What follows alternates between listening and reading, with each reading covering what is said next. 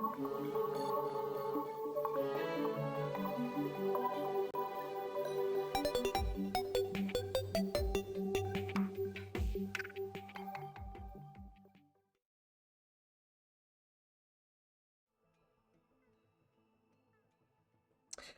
everyone! To everyone just joining, to everyone watching things back on the VOD, whether it's here on Twitch or on YouTube, depending on when you're watching this.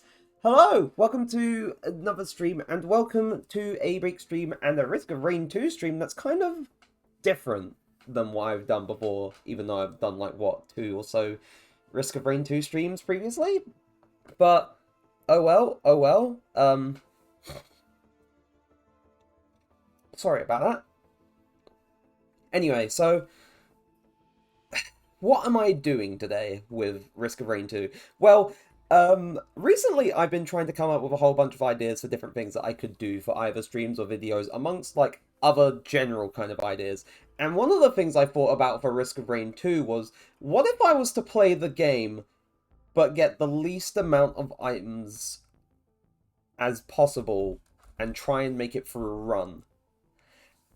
Which sounds hellish, but could be absolutely incredible if I managed to do this. So that's basically what I'm doing today. I'm going to be trying to do that thing in particular, see how well I can do. Though I don't really have like a specific set of rules for what constitutes as like a limit on how many items I can get in a given area, or like just how many items I'm able to get total, or so on and so forth. So I think for the sake of just like, I guess making it so that it isn't hellish like the entire time, it will probably start off with like, I can't get any items at all on the first run, and then, you know, keep increasing how many items I can get for like a given area on like subsequent runs, depending on how well or how badly I do. I'm not sure. I'm not entirely sure how this is all going to work out, but regardless, this is what things are boiling down to. Now, in terms of artifacts, because normally I play with like Artifact of Command, Artifact of Swarm, and Artifact of Sacrifice activated. And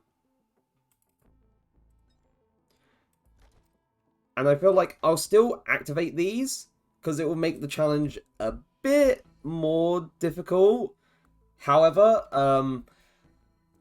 Artifact of Command will mainly be so that no chests will spawn, and yeah, sure, items will still drop from enemy... Wait, not Command. Sacrifice. Sacrifice means that no chests will spawn, but they will drop from enemies. But it also means that I don't have to, like, I can... You know what I mean. But anyway, that being said, aside from that, like, I'm not putting restrictions on, like, what character I can use, like, what I'm gonna try and do for a given run, aside from, you know, items and all that jazz, but no restrictions on what character I can use. Originally, I was going to do this on Monsoon, but then I was told, yeah, no, that's gonna, you'll fucking die. I was told if I tried to do this on Monsoon difficulty, I would just fucking die. So, for the sake of making sure that this is at least a little bit bearable, I'm going to stick to Rainstorm difficulty. Never do Drizzle, because that's just easy mode. And sure, it's good for, like, newcomers who may not understand things, but I don't play on Drizzle. I mostly play on Rainstorm, and very, like, occasionally I play on Monsoon. But aside from that, yeah, Rainstorm all the way. Anyway, so that's what's going to constitute the difficulty setting for this run, and that is basically it. It's a very loose collection of rules, I admit. I didn't really plan out all the specifics for this. I just said, you know what, we're gonna do this, and just wing it, and try and have a time of it. Because that's basically all I can really do, if that makes sense. So, I'm gonna start off, I'm gonna go with Mercenary, because, that's just my preferred character. And I'm gonna use the Dead Cells crossover skin because I like that one a lot. I like it a lot. So yeah, without further ado, we're just gonna get this started. And oh boy.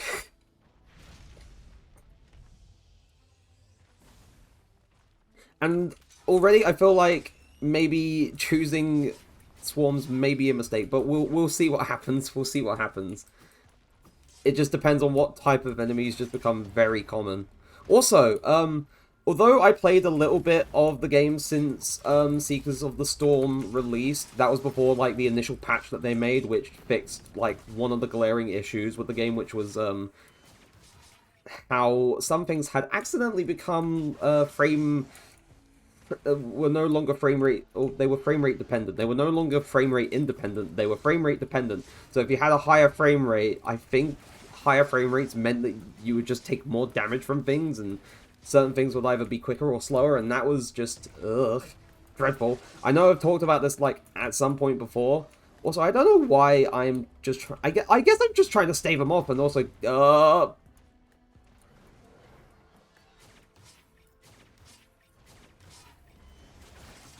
and also, like, gaining levels is still helpful, so I don't know what this is. This is the Halcyon Shrine. A shrine created from a shard from Meridian imbued with Aurelian Knight's energy. When the shrine is activated, it begins siphoning gold from nearby survivors. After the first tier, the player can interact with the shrine early and end the gold siphon or wait until it's a slumbering Halcyon Knight, and on its defeat, an Aurelian Knight fragment will drop. Okay, then. I will be ignoring that. Oh!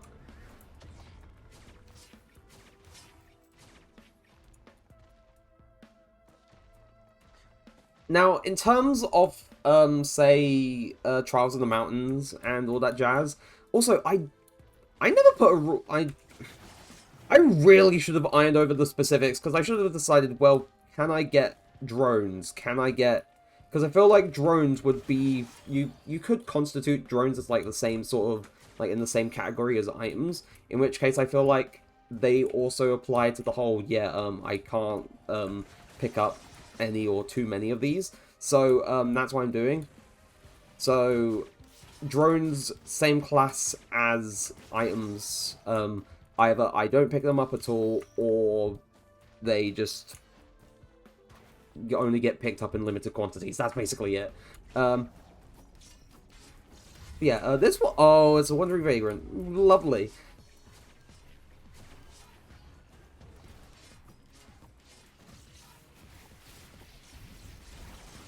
Also, like, this wasn't, like, the only idea I had for, like, Risk of Rain 2 stuff. There's another idea that I have. So, oh my god.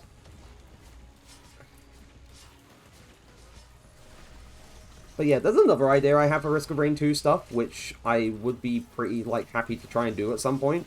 Like, of course, it all depends, but I will probably sort of make good on that idea, because it's something I'm wanting to try and do with streams. Like, I've been coming up with some ideas, like, on the back burner alongside, like, my main stuff, and I want to be able to try and make good on... Oh, that's not good.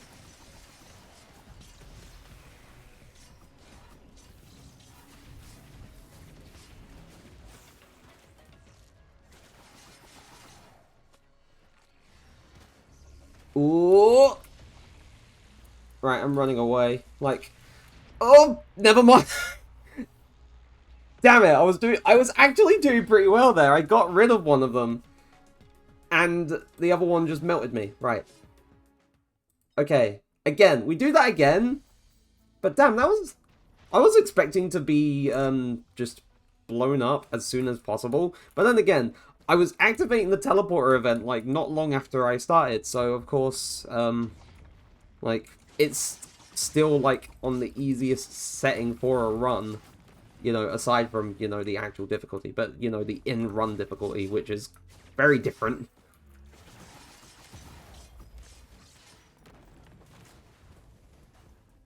But I'm still gonna do the thing and get levels and stuff, because that will be helpful. Because if I'm not getting items that can boost my health, then having, like, a passive increase Crom levels will probably be the best thing for me. So if I can, I'll just try and kill as many enemies as possible before needing to just hit the teleporter. And unfortunately, the same thing applies to equipment, because equipment is also an item, and...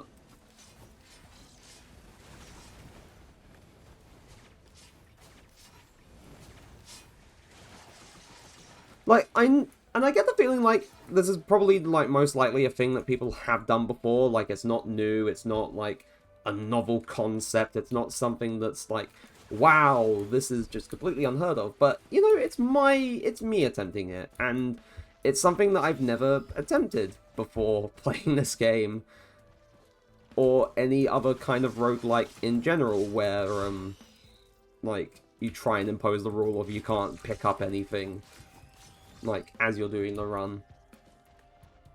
Also, the thing that kind of sucks is that, like, while you could apply this to, like, a lot of games, like, a lot of roguelikes, where, like, oh, you're not really restricted by, like, having to do a thing in an area before you can move on.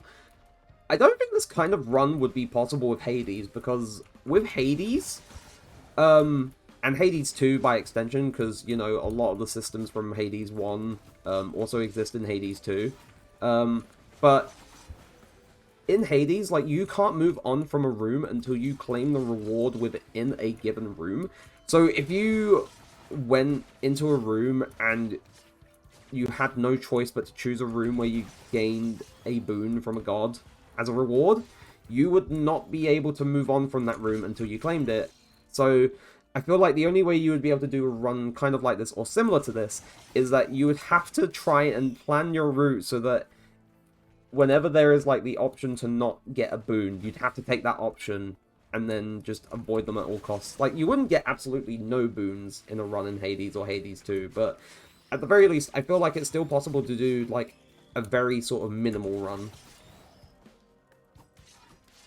And that's not taking into account, like, other, like, semi-permanent or permanent upgrades you can make to yourself that you can sort of, like, take away from yourself as well. But I think that's just me rambling about Hades and Hades 2.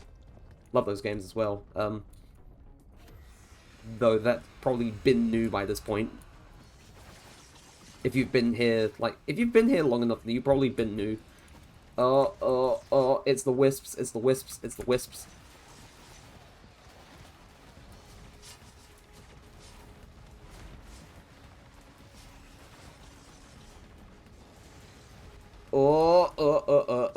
The wisps are the absolute worst, and so are the bloody...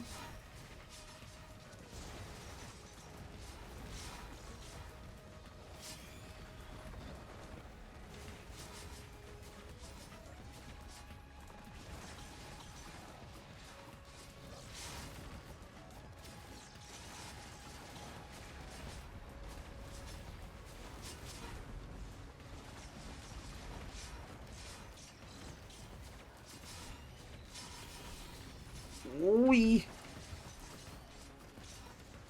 Oh no. Oh no, no, no, no, run, run, run.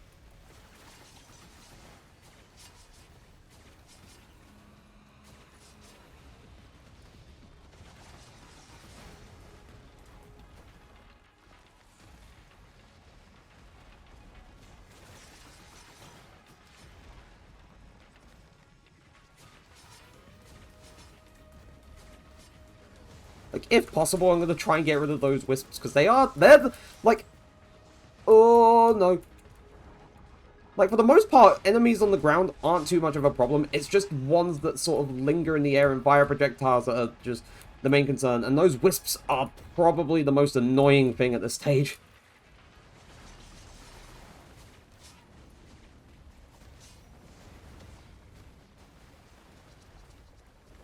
Oh, one of the Beetle Queens is... Ah! I didn't realize. To be fair... Oh, no, never mind. I was about to say I'm trying to fight for my life, but I'm f***ing dead. Damn it. I actually almost had both the Beetle Queens dead. That's sad. I think, like, after a few runs of, like, trying to get absolutely no items, I'll claim at least one item. I'll claim one item. And then, like, see what I can do from there. And I think over time... Yeah, no. Now I have things a bit more defined. Over time, like, depending on how many runs that I, like, fail, I'll just slowly increase how many items I'm allowed to get, I guess, within either an area, like each area, or within a given area that I keep failing at.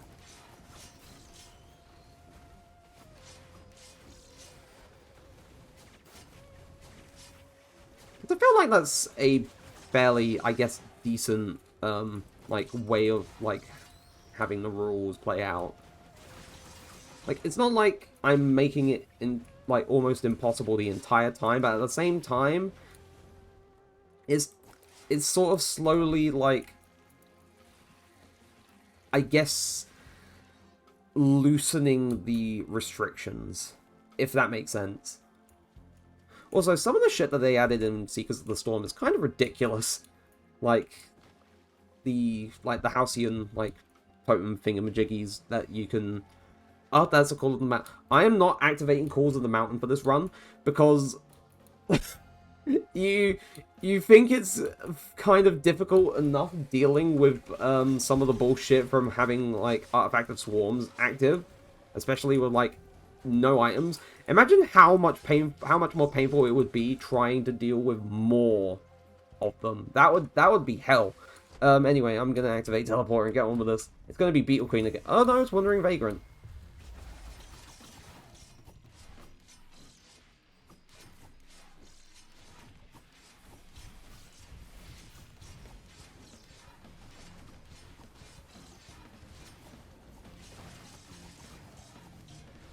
There we go, that's one of them, but now the Wisps are kind of closing it in. That's not fun.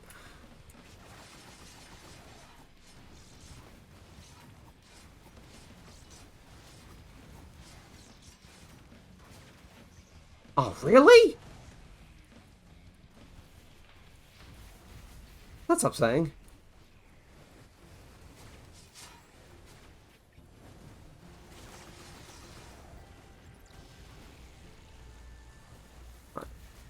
Ooh.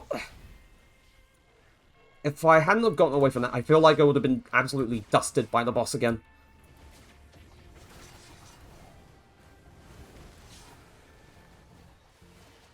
Oh, get away from me.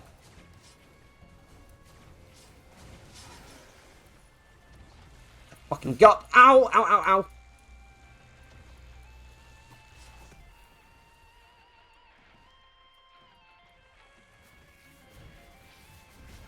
What are you doing over there? Oh, no. Oh, that was way too close. That was not... Oh, that's not healthy.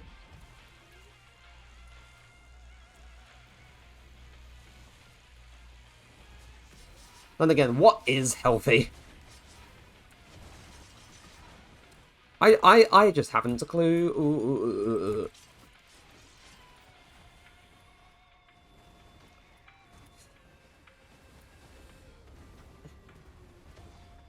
Where is the boss is above everything now. The boss is like they have ascended upwards, and I do not appreciate what they're doing here. Did they? Where are you going?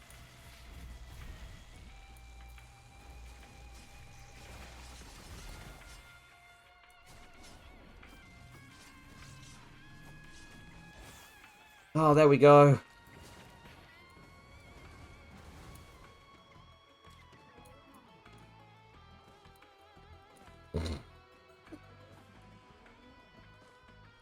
Oh, damn it. It's a shame I'm not doing a normal run. That yellow item would have been helpful. That sucks. That's upsetting. That's very upsetting. God. Right, you can all leave me alone now. I'm done. Oof.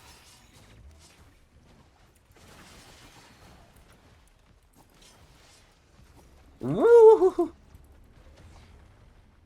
Damn, imagine if I died in the bloody teleporter transition to the next stage. That would have been crazy. But no. Whew. Okay. I'm not taking the thing to the, like, the bloody Aurelionite place. I'm not going there. Because that just means bullshit that I can't deal with.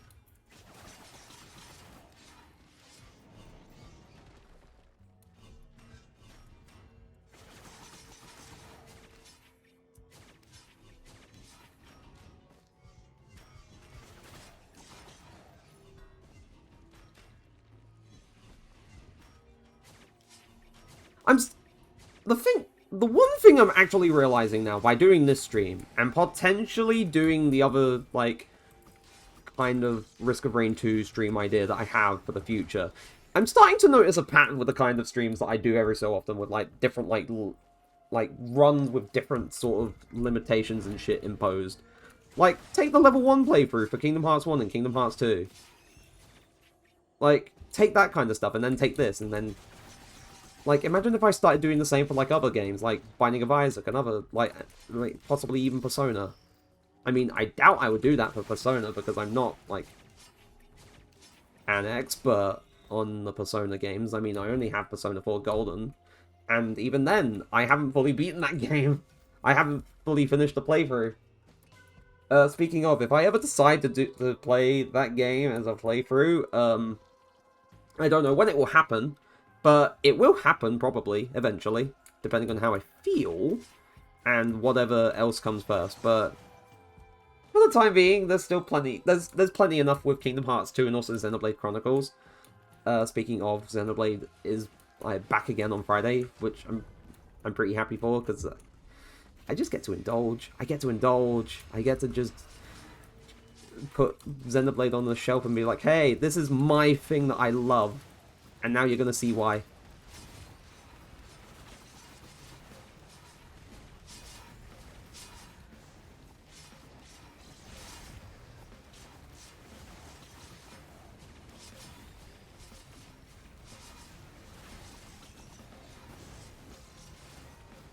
Uh-oh.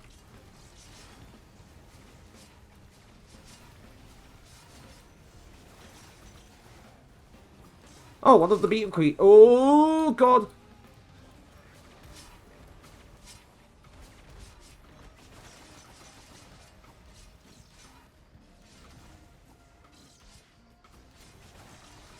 Oh, God. Fight. Oh, God. If I actually managed to make it to Mithrix, this is gonna be a nightmare.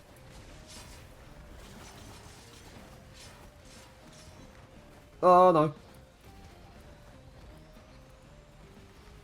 Right, I am taking a moment of retreat to run away, because, health. Like, surely you can understand that I'm trying to keep myself alive. Oh, no. Here's the brass contraptions.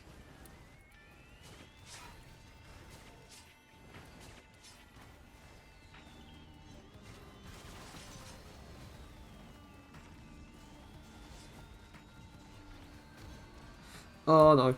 Oh, no.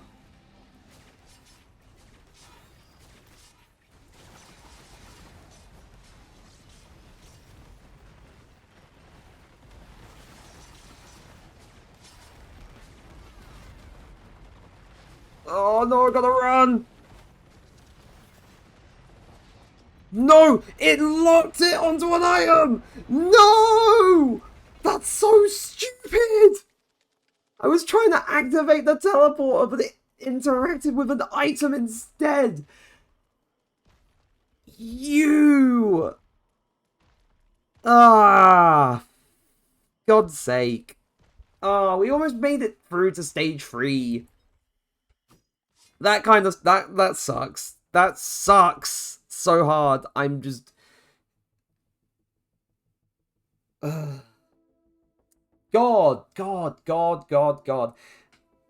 Well, at the very least, I know I can make it to stage 2 without items, depending on, like, what happens. And it's possible to almost make it to stage 3 without items. Like, without any items whatsoever.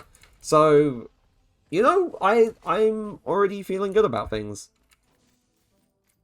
And who knows, this is just, like, indirectly, like, practice for doing, like, more difficult Risk of Rain 2 stuff, like, you know, actually playing the game on Monsoon. And trying to do more stuff on Monsoon. Who knows? Who knows?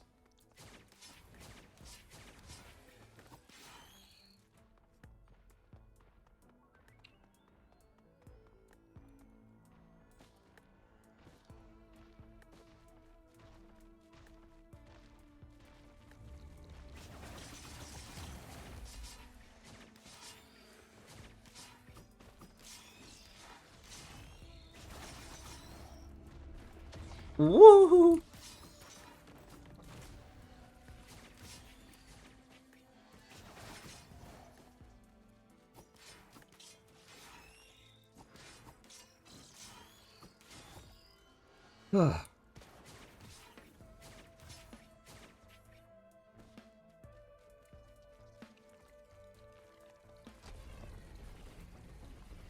Right, again, it's gonna be... I thought so. I had the strong feeling it was gonna be Beetle Queen again. You know, just a feeling I had.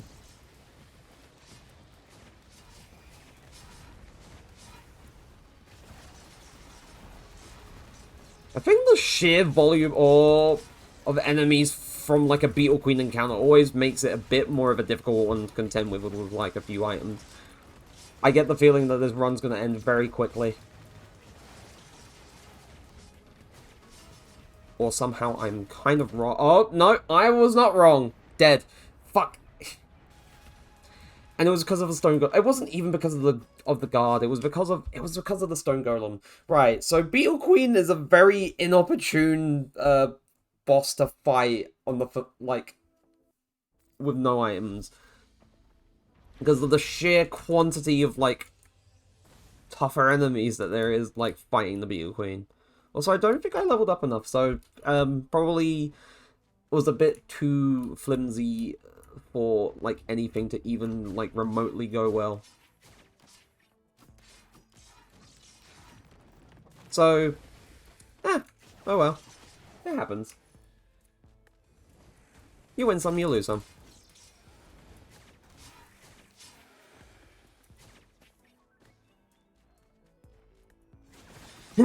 I know that eventually I'm just gonna like start increasing how many items, like increasing the number of items that I'm allowed to grab, but I'm still very confident in just like not grabbing any items at all, because like it has been done. It has been done. I managed to do it that one run, even though it didn't go well when I was trying to activate the teleport and it somehow interacted with an item instead.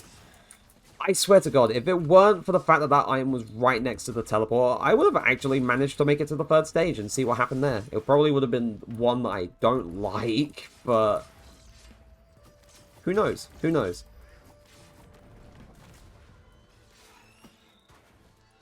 Uh-oh.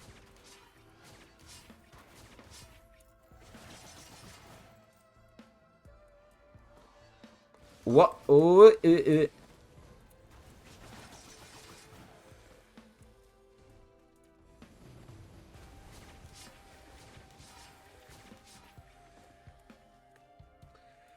Oh, gosh. But in terms of, but as well as like making good on like ideas that I've been writing down, like not just stream stuff, but it's been nice been like trying to actually get to some of the ideas that like I wrote down like not too long ago, but still like managing to make time for like in some way like more drawings and stuff and everything, because I've been like in like outside of like the odd like art stream and like doing thumbnail stuff for like death compilation videos and the like, I've been sort of very out of like consistently drawing, and it's kind of sad because I do like I enjoy it a lot, but at the same time I don't know, sometimes it's like focus or motivation or stuff along those lines, and it's difficult to maintain it sometimes. Okay, Wandering Vagrant is a lot better of a fight to do at this stage, so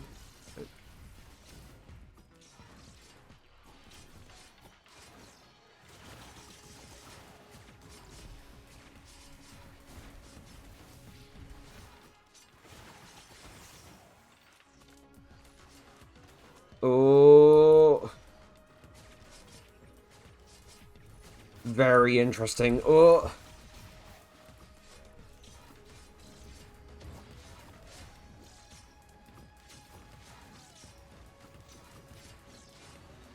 I think being able to just kind of stand on top of their collider is funny. That I'm just carrying them up like a ladder at this point.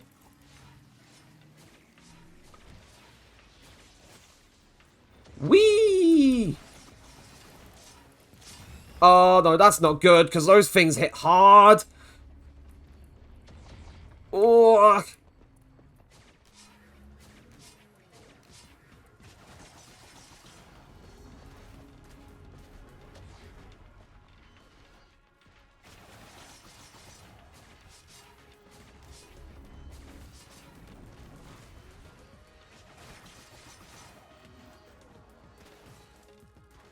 Oh, come on, come on, come on, come on, come on.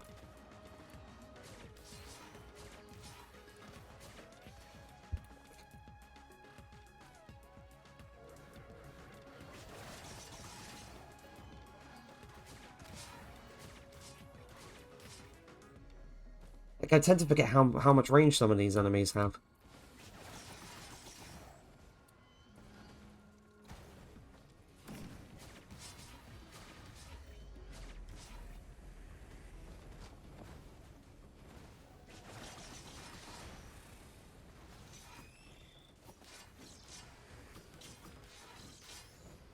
Oi, oi, oi.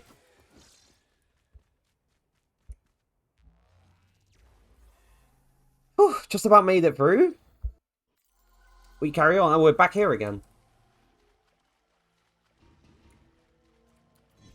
I do just like... these things are going to be probably one of my biggest enemies during this run because of how hard they hit. They're also pretty accurate too, which is kind of scary.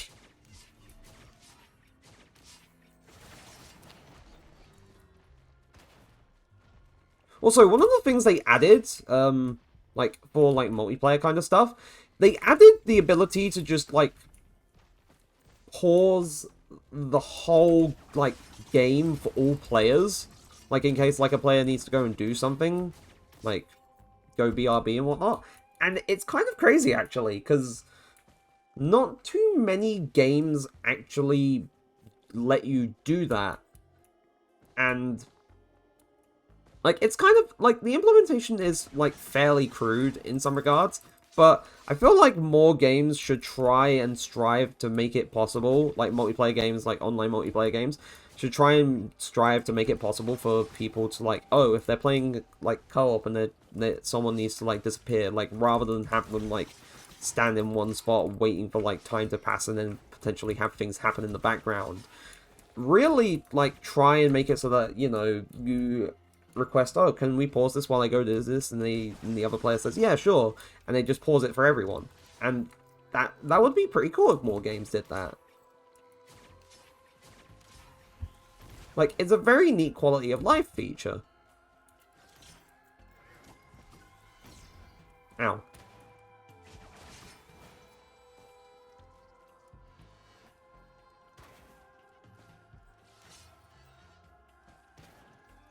But yeah, more games should do that. Also, speaking of more things that more games should do, huge, large-scale events that really make you feel like, damn, you should have been there, because it only happens once and then it just doesn't happen again because, you know, that's the nature of the event.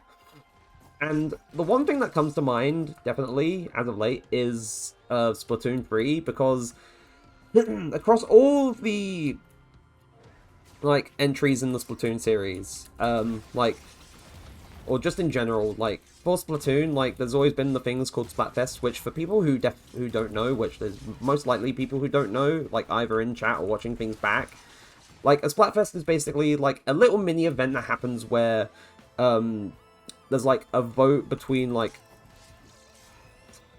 two things, or in Splatoon 3's case, three things, like, relating to a certain topic, such as, oh, what would you bring with you on holiday, or what would you rather rent out, or the world is ending, what are you going to do, or who wins the turtle or the hare or whatever. And basically, like, people choose teams and then you just play the game normally, but as you're playing the game, like, during this event or these events, you're earning points for a given team that you chose, and whoever, like, earns points across, like, different, like, categories and factors wins.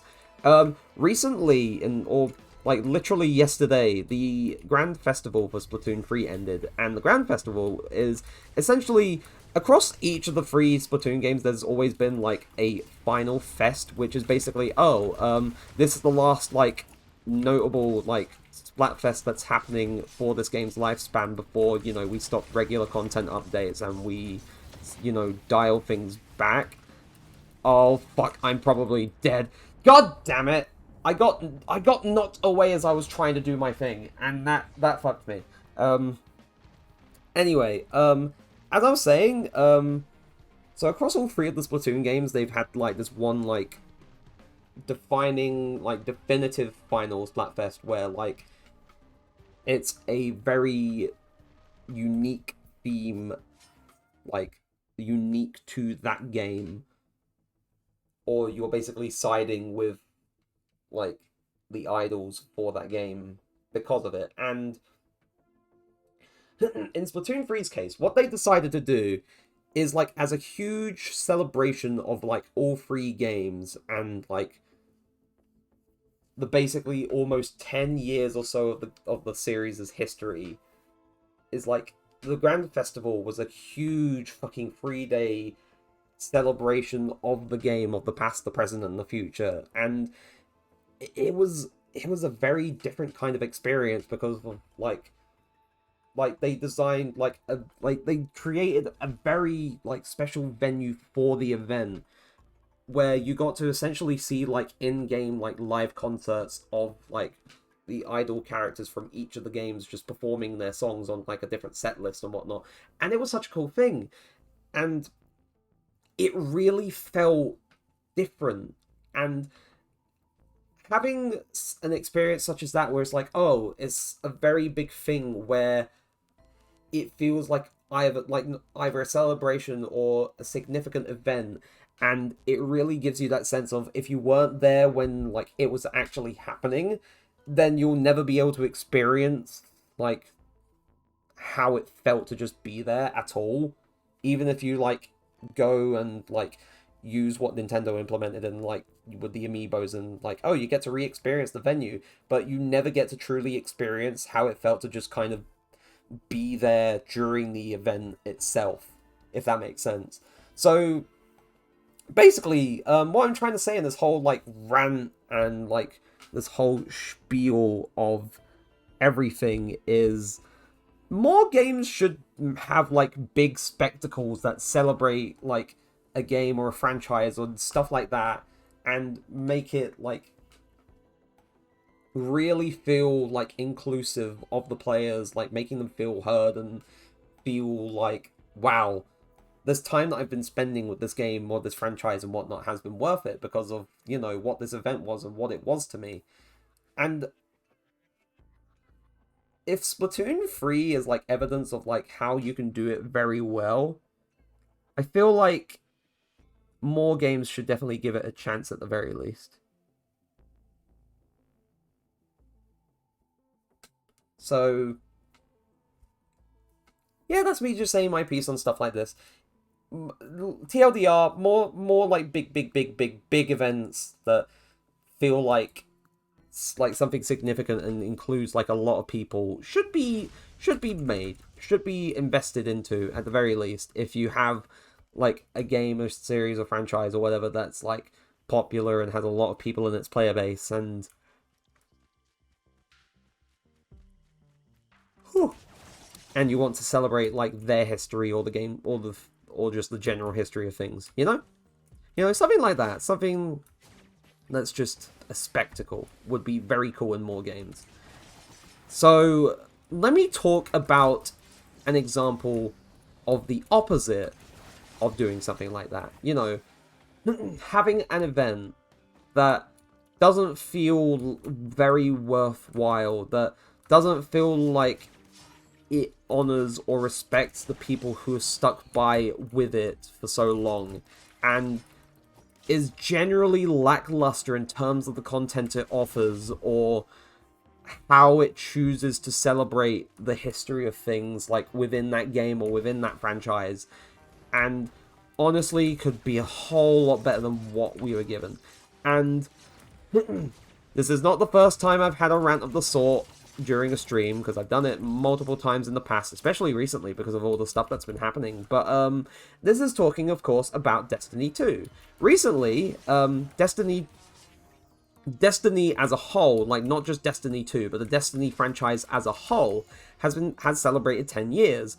The Destiny franchise has basically existed for 10 whole years since the launch of Destiny 1 back in 2014, like September 9th, 2014, which, you know, honestly crazy. You know, 10 years of a game, of a franchise, you'd think they'd have some big event or some big scheme in the works for that. No, All it is, oh, we've added 5 little chests to, like, the little hub area of, the patrol zone from, the final shape. Oh, you get to do some small little things, like grinding out these engrams from enemies in this one location on Earth. Oh, claim this from the special deliveries kiosk so you have ornaments, and, oh, just kill enemies and do this stuff. Like,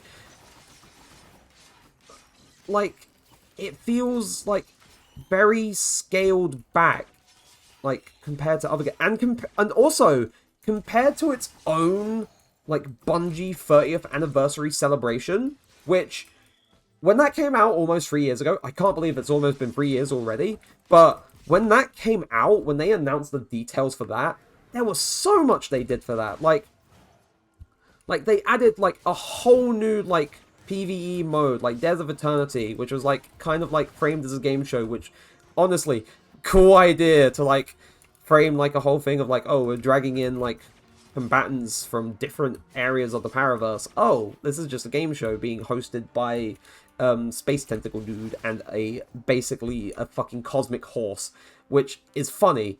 Yeah, no, new game mode in terms of that. A whole slew of, like, different weapons, like, celebrating Bungie's history, such as, like, from, like, Myth or Halo or Marathon and or the original, I guess. Because, you know, they're bringing Marathon back, but as an extraction shooter, but we don't talk about that. Like, an exotic weapon that essentially was a whole big reference to Halo as well, because it was basically, it was just the Magnum from Halo, and that's cool. A dungeon with, like, a whole, like, new armor set, like weapons, like, either brought back from Destiny 1 or like one or more, like, other weapons inspired by previous Bungie properties, and, like, bringing back one of Destiny's most iconic weapons. Like, that shit for the 30th anniversary for Bungie was cool. And you think they would do something special for Destiny's 10th anniversary. You know. The 10-year anniversary of this, like, game, this universe that you've been building up for years. But no, it just goes on, like, without much of a whisper. It's just silent. It just feels like it's very much phoning it in, and it upsets me. Like, not just, like, the whole, like, Destiny 10-year anniversary shtick, but everything in general with the game, as of late, has been very much upsetting me because of all the stuff that's happened with Bungie and all the decisions that have been made behind the scenes and everything. Like, this is me going on the whole spiel and rant again, because goddamn, like, when am I not ranting about what the hell has happened with Destiny 2? Like, when am I not ranting about a game that I have been passionate about for so long, but have suddenly, all of a sudden, lost the passion and motivation to even play it because of what the hell has happened with the higher-ups and everything. Like, when, like, the Final Shape, like, not long after the Final Shape launched, of course, there was the whole fucking stuff with the Bungie layoffs. You know, the second/third, like, round of Bungie layoffs. Because, you know, it wasn't the first time it happened. It only happened, like, several times beforehand. But, when those layoffs happened, it was like, oh, we haven't, you know, broken radio silence on things. You know, we haven't given you, like, an update on the future of the game. Oh, we haven't given you a proper roadmap of things. Like, beyond, like, whatever we've got planned this year. Like, oh. Uh-oh. This doesn't look good. It looks like the game is just basically being left, like, abandoned for Marathon, which I don't have high hopes for. I don't have high hopes for Marathon. Because, like, you're essentially bringing back a property that Bungie used to work on before, like, as an entirely different genre of shooter, and then you're just making it an extraction shooter, which you're just chasing a trend. Like, it seems very, like, typical modern, like post-layoffs Bungie and fucking everything, where they're just like, oh, we're going to be chasing this trend now with this game, which really shouldn't be chasing this trend. We could just make an entirely new property. But wait, what's that? We were working on a new IP, but we cancelled it, because, I guess old Pete Parsons needs to pay for his vintage car collection somehow. Um, which is still a crazy fucking thing. That, don't get me started on that. That's just stupid and crazy. But it sucks. It sucks so much because it's like, damn. What they decided to do was like, oh, after so long, it's like, yeah, we've heard you. We hear you, people. You know, we're in touch with our audience still, even though we're a company run by someone who's very much into corporate greed and all that jazz. Here's our update on what the future of the game is. We're going to abandon the episodes model that we basically just introduced, because, I guess, like, Bungie as it is now is just making wild decisions, like, left and right.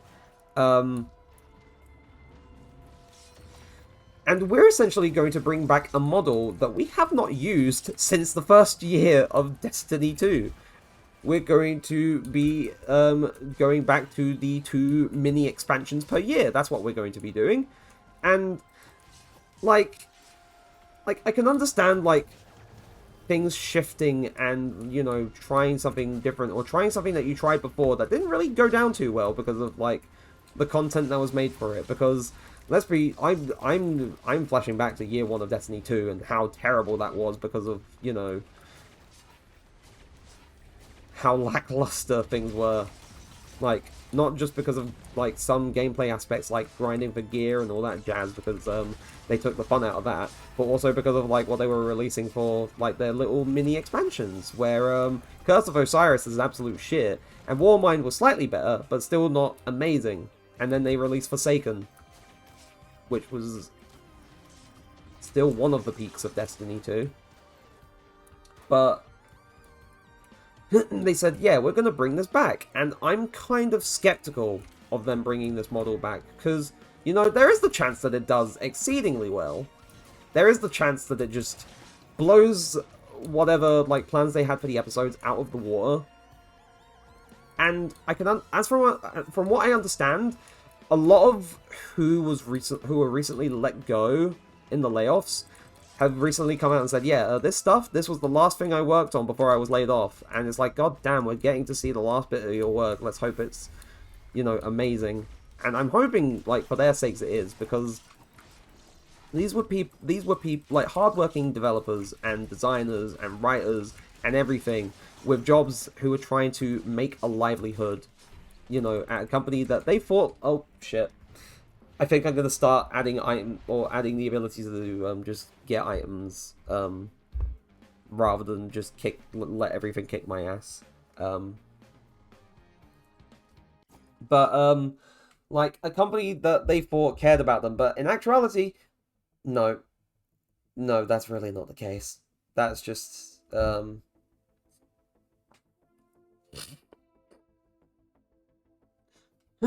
that, like, it really isn't the case, and it's sad. It brings me a lot of sadness, because this type of shit shouldn't be happening in the games industry, but it is. It's happening a lot in the games industry, and I've talked about this a lot before. Sorry, I'm leaning away from my mic to grab a thing, because, you know, some stuff is kind of scattered in my room, and I need to make sure I can actually, you know, get to it and everything. So, apologies for that. But anyway, the fact that this stuff is happening a lot, and that it's still happening, really it really angers me. Because then there's me trying to get a job in the games industry and trying to work on stuff in my own spare time. Speaking of which, as I announced in the Discord, if you don't see that, then why are you not in the Discord yet? But anyway, as I announced in the Discord, like, this week, like, amongst, like, Monday, Wednesdays, and Fridays for the normal days and what I'm doing on those days this week, I also announced, like, I guess semi-announced is what I would call it, but I also essentially outlined a potential plan to make Sundays a semi-permanent day, or a permanent day, depending on how, you know, things pan out and everything. A day where I just do game dev streams, and I feel like it would very much help as a strong motivator for getting on with the prototype, because I have really not been able to find too much time to do that on stream or like in general, and sorry about that. I've only managed to find like time to do little bits of it lately, and that kind of sucks. So hopefully doing semi-permanent like game dev streams on Sundays, like probably not every single Sunday for the start, but definitely more frequent as time goes on, because it would be pretty cool to do that. I'll just be using it as a way of like motivating myself to get on with things, because there are things that I'm wanting to add to the project, like not like too much like player mechanics stuff, because I feel like in terms of what the player can do, I feel like I've added basically everything that I can, unless there's things that I could add that would also gel well with how the things feel right now. But, and hold on a moment, I'm taking important med stuff.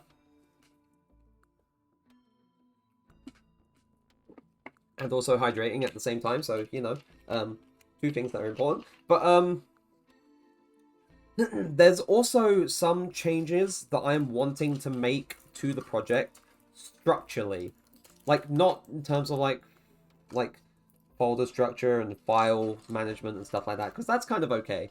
I'm talking more so in how I've laid out some of the code for the project, because at the time when I started, I thought, you know, this is decent. Like, this is not the worst, but it's decent. But, and again. But yeah, there are things that I've learned as of late that has made me look back at what I've done so far and think, wow, there is a much, much better way of doing this.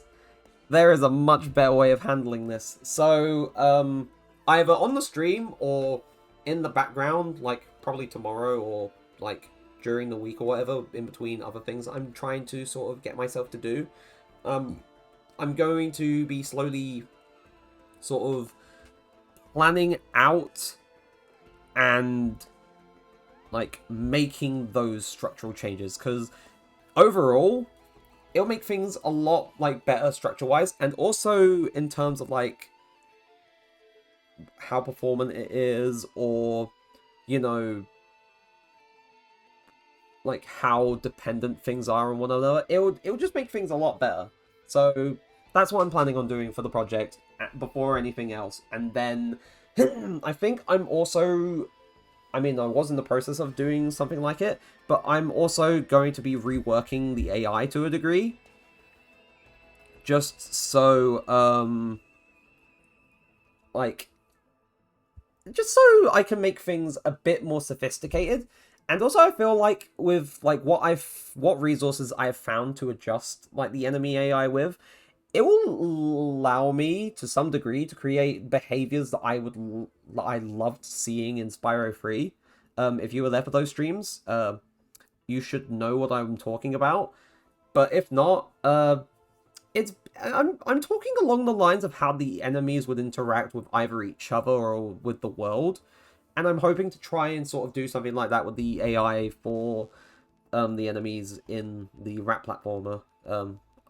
I'm using that as the tentative like description of it, because I'm still going to use the rat character, but I want to actually like, because I have a model, I have it rigged, but I do want to sort of make textures and sort of unwrap those and, you know, make it look proper.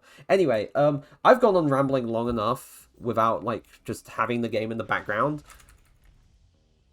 So, you know, nice break and all. So we're gonna keep getting on. So this run now, I'm going to start throwing in items, because I've tried doing 0 items, and second stage, like so far, second stage has basically been my limit.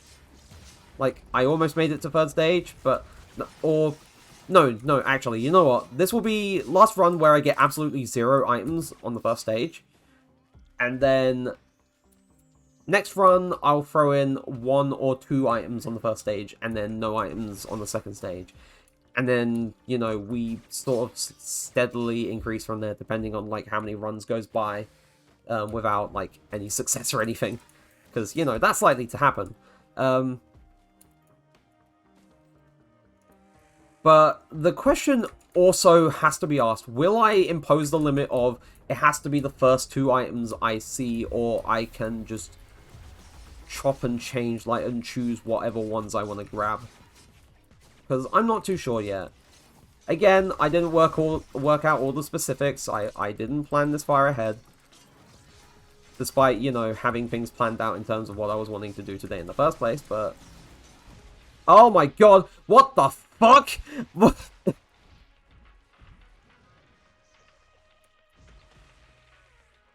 See, here's me saying that Wandering Vagrant is a decent time to fight, and then shit like this happens.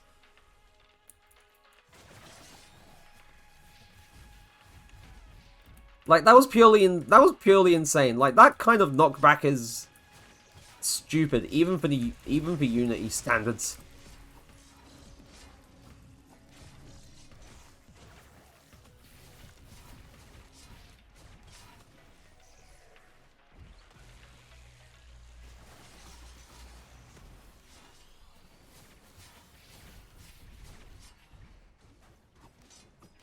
But yeah, in terms of, like, game dev stuff, that's what I'm wanting to try and do more of. And also, like, not just, like, the prototype that I have been working on, but I also want to try, and at some point, work on, like, smaller little bits, like, as practice, and I feel like streaming that process will be very helpful. It'll, like, it's mostly accountability kind of stuff, you know, saying that, you know, I'm going to stream this, and I'm going to make sure that it's done on stream, so that at the very least, like, I will know that I am doing it. I'm not just, like, saying that I'm going to do this and I don't do it. Because accountability is an important part of just anything. Oh, good lord. I don't know if I'm going to make it through this. I don't know.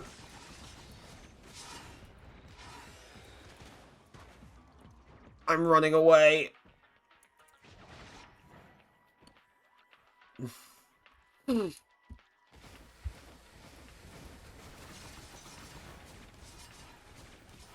And also, I feel like, it's kind of weird to talk about kind of, like, metric kind of stuff, because, you know, that's not normally what I'm focused on. Or at the very least, I'm managing to try and sort of convince myself more that it's not what I'm focused on. But I feel like the game dev streams, in general, they do pretty well in terms of, like, you know, like, things in general. And I like sort of rambling on, like, during a game dev stream, whether it's, like, stuff that I'm doing at the moment, or just things with the games industry, or other games in general, or things that I'm trying to draw inspiration from, or things that I would like to try to make something similar to.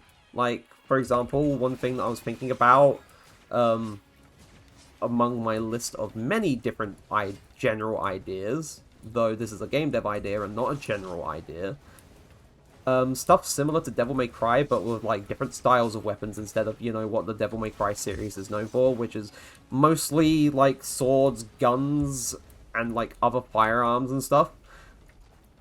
Like, which are cool, but at the same time, I feel like, depending on, like, what weapon type you try and fit into the mold for a Devil May Cry-esque game, there is a lot you can do. There is a lot you can do, depending on the weapon type. But then again, then I also think about, God, what if you took Monster Hunter weapons and then threw them into the context of a Devil May Cry game? That would be... Actually, that would be fucking sick! Like, imagine, like a Devil May Cry-esque game, but you get to use a charge blade from Monster Hunter? That would... Oh my god, that... Actually, that idea sounds fucking awesome in my head. I mean, I don't know how possible that would be, but... You know what? I feel like...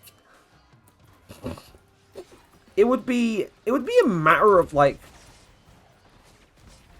experimenting with, like, trying to, like, replicate how charge blades work from Monster Hunter, or just, like, different Monster Hunter weapons in general. Because I feel like some of them are fairly easy, and then the others are like, oh, you've got a meter for this weapon that charges up depending on, like, how many attacks you've been doing, or how much damage you've been doing, or, like, you've got these different coatings that you can apply to your weapon, or your weapon can shift between 2 different modes, and depending on what, like, buff or whatever you have active, then you can do different things with it. Like, a weapon seems, like, simple on paper, and, like, depending on what it is. Like, if it's just, like, a sword and shield, like, oh, you have sword and shield, you can block. You can just hit things with your sword and shield. You can do other things, too. In Monster Hunter Rise, you get, like, a counter, which is just a Shoryuken, which is cool. But, like, some, like, one or two or three of the weapon types, you know, fairly simple. Other weapon types, like, in terms of programming, you start to think, there's actually a bit more legwork that may be necessary for this kind of weapon. But it would be so cool. It would be so fucking cool if... I actually want to throw that... Hold on. I'm pausing the game. I'm writing this down on my list of ideas.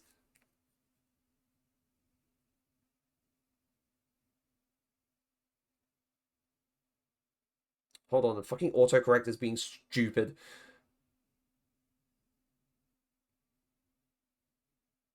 I mean, it's probably been done before. But it would be cool. It would be so cool.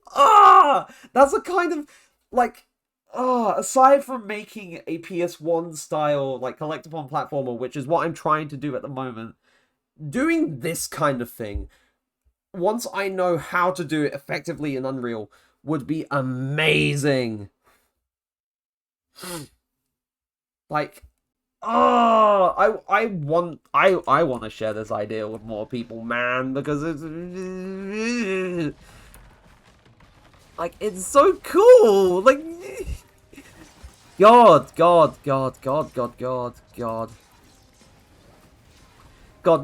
I've got myself all giddy and excited on, like, this one idea that I've just thought of, like, out of nowhere.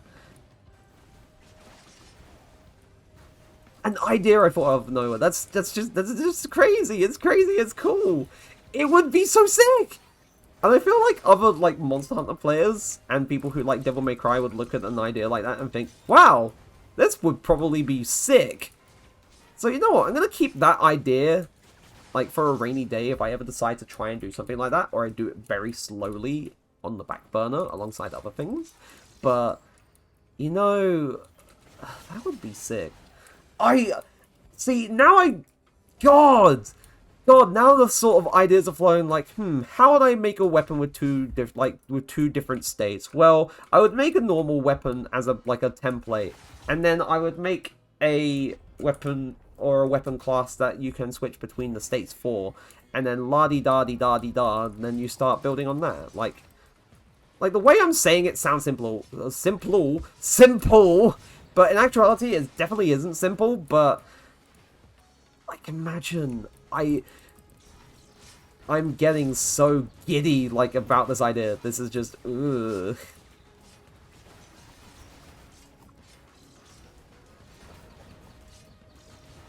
Oh, I'm probably definitely dead. Unless I run. I'm gonna run. Oh, leave me alone. I am recovering health.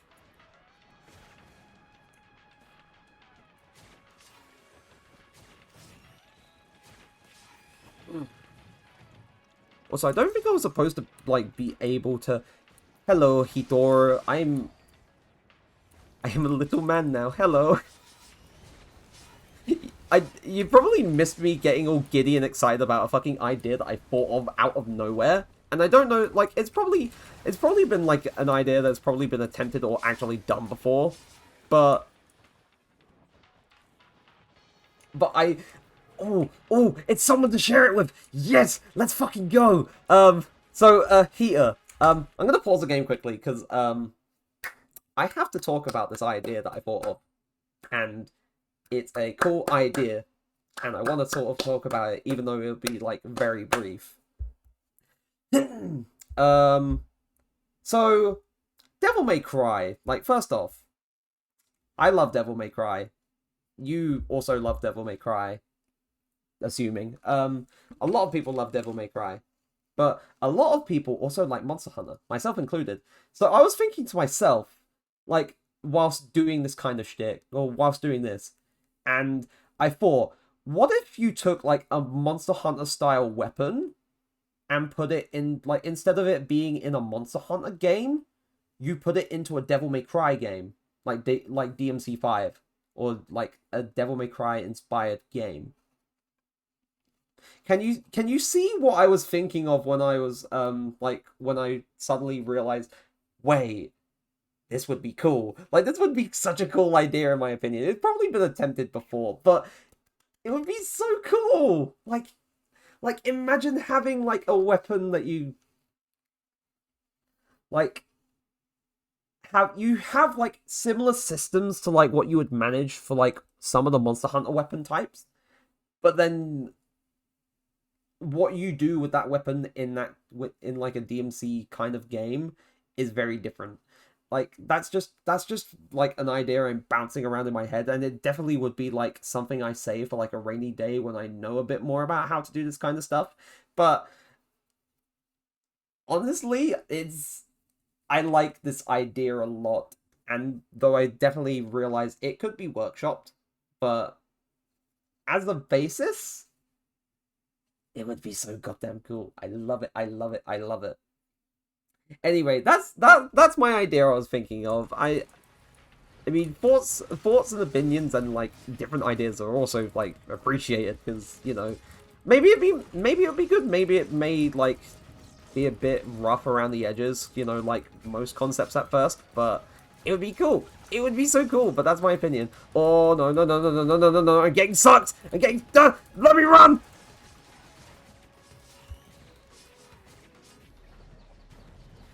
Run away! Release me!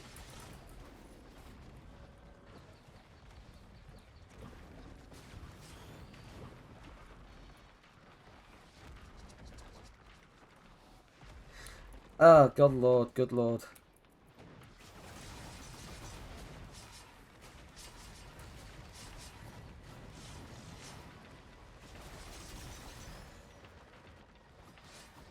Ooh. But yes, also, furthest I've made without getting any items whatsoever. Oh, I'm dead. Fuck. But furthest I've made it without getting any items whatsoever, like absolutely zero, has always been the second stage for one reason or another, whether it's accidentally interacting with an item menu when I'm trying to activate the teleporter to the third stage, or stuff like this happening where I get absolutely where I get absolutely mobbed by enemies. That happens. So, also, I know I said I would, say the word and he shall arrive. But also, I know I said I would, like, make that the last run before I actually start throwing in, like, 1 or 2 items. But, I'm gonna make this another run where I try and not grab any items. Because I've been doing decently okay with it, it's just that stuff like that keeps happening. Also, this is one of the new areas that they added for the DLC for Seekers of the Storm. It's a big, huge crater.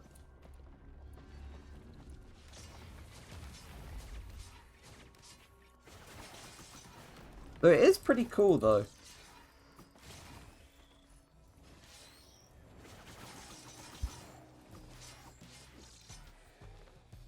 But yeah, I'll probably talk more about this, like, idea of mine in VC later, because I need to talk about it. I must share. Like, it yearns to be free to crawl outside my brain cage and be like, hello, I am an idea.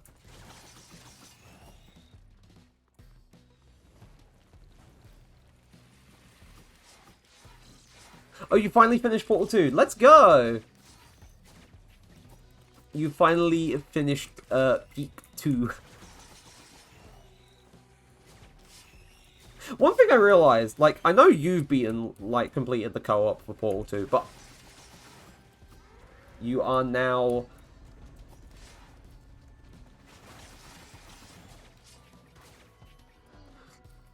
100%ing achieve. Oh, yep, no, that's to be expected from you. To be fair,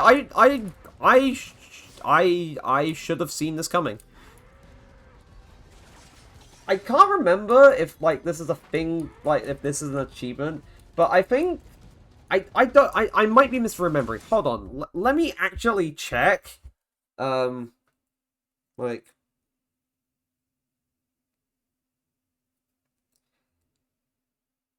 because I don't know if in some sense of delirium I'm misremembering things.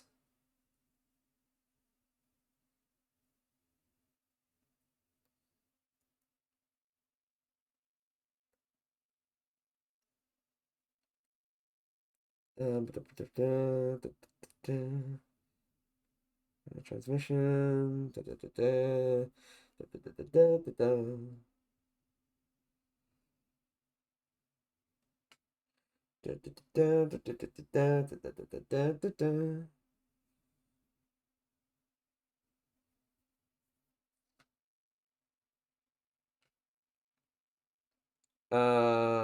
doesn't help. Okay, I think I'm definitely misremembering things. Yeah, no, I'm misremembering things. Uh,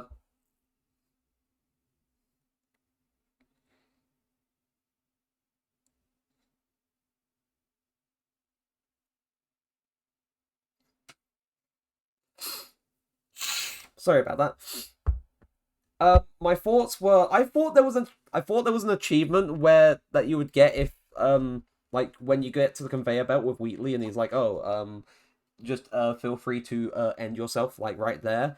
I thought there was an achievement you get if you actually did that, but no, I was wrong. I was misremembering things.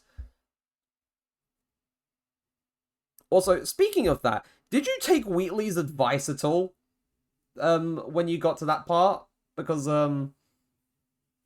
it's funny to do once, but like when you're trying to escape with Wheatley and then GLaDOS is like, oh, just finish the last test. Um but yeah, no. Anyway, I'm done looking things up. I can get back to the game, but that I was misremembering things.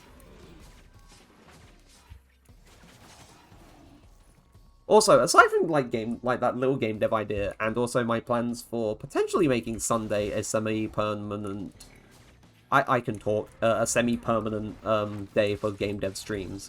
I was also ranting about stuff with like the games industry again, and also talking about wow, more games should try and do events that like feel more like a spectacle and make you feel like wow, you really should have been there. Like I talked about Splatoon 3 in the Grand Festival because of how much weight that event had, and then talked about the inverse where it's like, damn, imagine having an event that just didn't reward you as a player and make you feel like it was worth being like a supporter of it for so long. Specifically, the hell Bungie pulled with the Destiny 10-year anniversary event, because it is kind of shit. And all that jazz, and yeah, no, that is what I have been rambling about and letting the funnies take over my mind.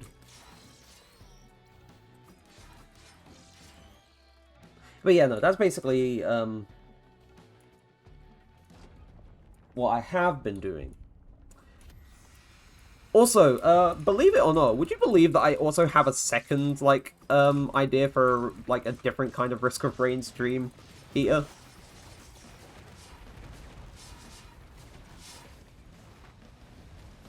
Like, would you believe that, aside from this fuck shit kind of thing, I have another fuck shit kind of idea? Because I do. I have it in my back pocket, and it's another one of the ideas that I've thrown, like, not just here, but to, like, chat and the people watching things back in general. But, would, I've mentioned this before. Like, it's another one of those ideas that I have made recently and thrown onto my huge fucking list of everything ideas. Like, there's not just stream and video ideas, but also like general like character ideas, game design ideas, like ideas for what I could do for myself and all that jazz. But I have another Risk of Rain 2 idea, which it would be an interesting one because I don't know how to describe it. It's like damn, I'm really taking this thing that I've never really done, like, in the game that it originates from, and then I'm just lifting that into bloody Risk of Rain 2.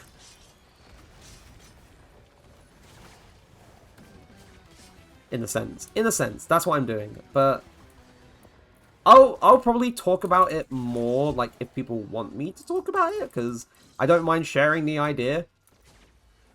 But, yeah, that's basic. Oh, god damn it! Fucking Void Seed! Ugh, leave me alone!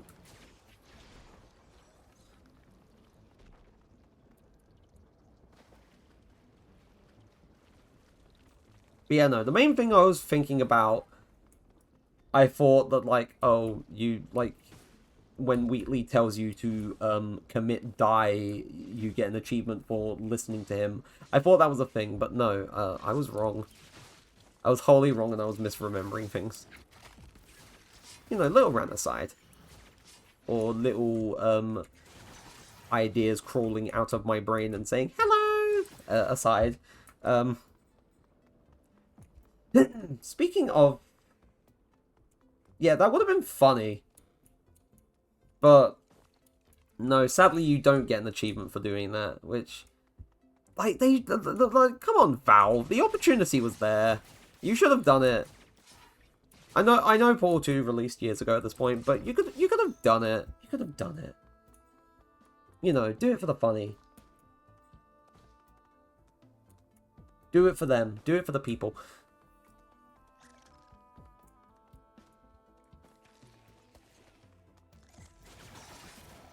But yeah, once again, stage 2, absolutely 0 items. I will not listen to the funny... But Heater, he's funny and British. You know. Bottle of water. Fish and chips.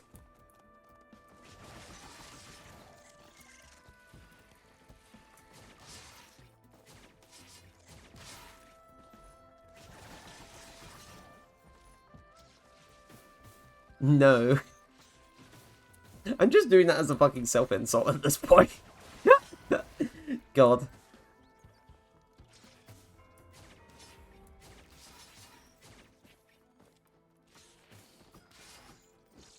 Oh, I was thinking, what the fuck is that? But no, that's the bloody... difficulty shifting over from easy to medium. I don't think that ever used to be, like, the ding-ding-dong sound before, Seekers of the Storm. I think it was lifted directly from Risk of Rain Returns, because I know Risk of Rain Returns has that same sound effect. Speaking of Risk of Rain Returns is great. Love it. I'd never played, like, the original Risk of Rain, though... From what I can understand, there was definitely a lot of, like, quality of life changes and stuff made between, like, the original and Risk of Rain Returns.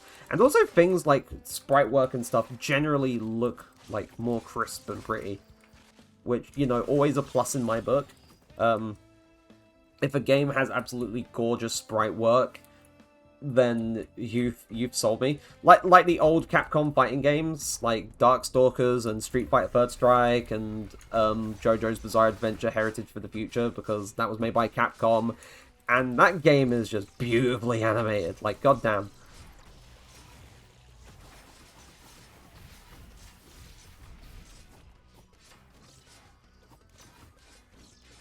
And I know, you know, JoJo game, it's not like JoJo's isn't everyone's thing, you know, understandably so. Like, I can see where people come from. I enjoy JoJo's. I'm not, like, as purely obnoxious about it as I used to be, because, God, I used to be terrible with it. There are people who know how terrible I used to be with it. But I got better. I got better. Also, Wandering Vagrant was such a good boss to get for here, because I could just cheese it by just standing on the bloody thing while I just hit away at it, and then, like, eventually just use ults and, like, utilities and stuff. And,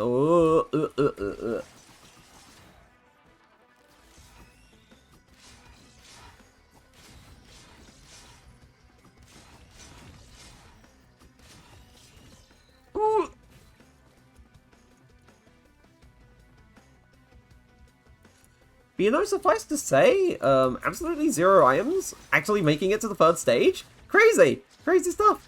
Uh-oh. I hate these things, though. I hate these things, though. These bloody flapping things that spit acid can go fuck themselves. Your fur looks like the bloody fluffy pillowcases I bought from work earlier. You're nothing but a flying pillow. You fuck.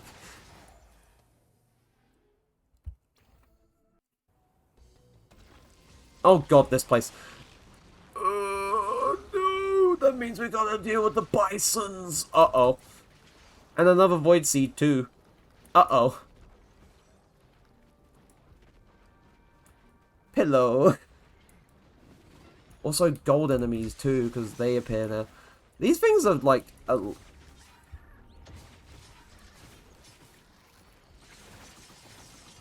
think... Oh, get back.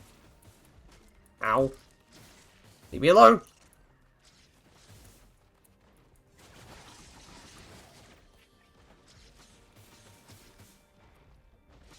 Yeah, pillows. At the very least, I found the teleport. I think the one thing that's kind of funny about, like, a absolutely zero item run, rather than, you know, getting absolutely every bloody thing that you can find, is that... Oh, I missed. I missed the second hit. Is that... Oh, god damn it! It didn't hit it. It did not hit... Ah! Is that... It just requires, like, rushing the teleporter event rather than, you know, spending so much time there. Which means for a lot of the time you're not too high in terms of, like, the run, like, the in-run difficulty. No.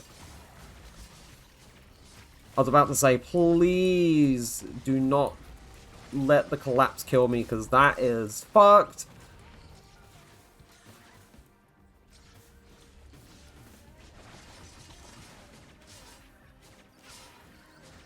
Because collapse as a little detonation thing can and will kill you. And it has done before.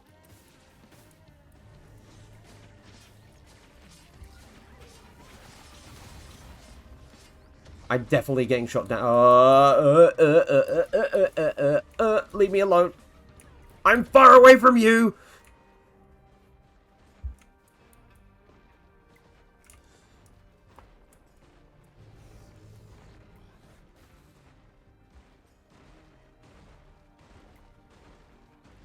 Right.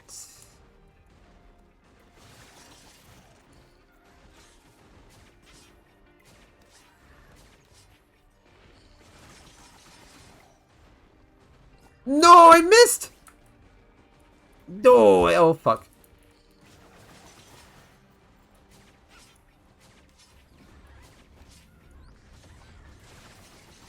What? Oh, no!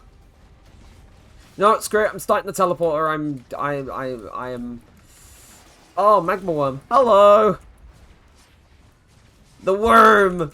What will he do? What sins will he commit? Oh, no. Oh, no. Oh, no. Wait, did that magma worm just get corrupted as well? Oh, no. I think this is the worst possible thing. Oh, yeah, there's two of them, yeah.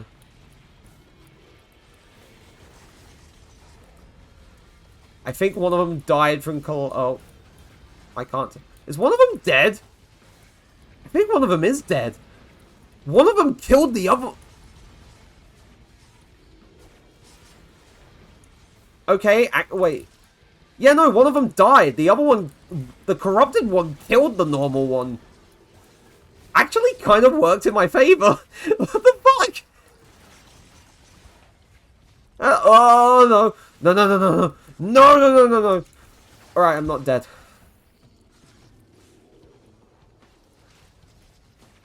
Right, I will use this time to run away. I know the magma worm will probably try and follow.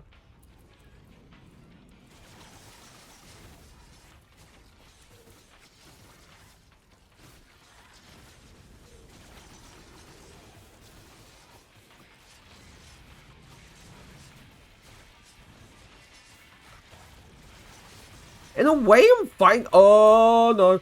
No! God. Ah! Why? No, no, no. Every single time I get hit with collapse, I get scared, because it's killed me before.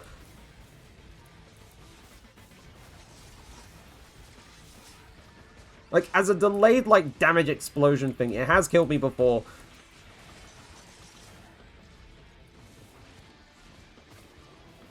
Oh, the magma worm's dead.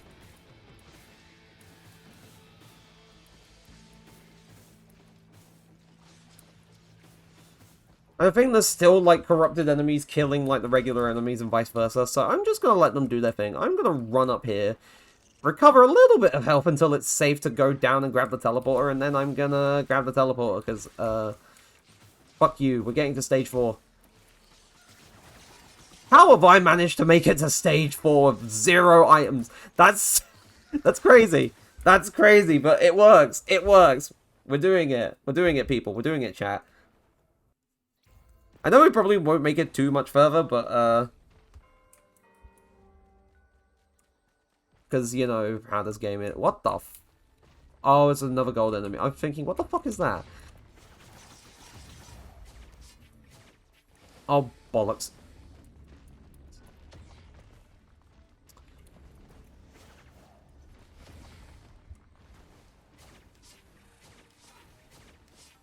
Also, I'm realizing, my little idea, my little, funny idea of mishmashing, like, different game things together to make something new. I realize, Dragon would fucking love that kind of shit. I feel like she would very much like that shit.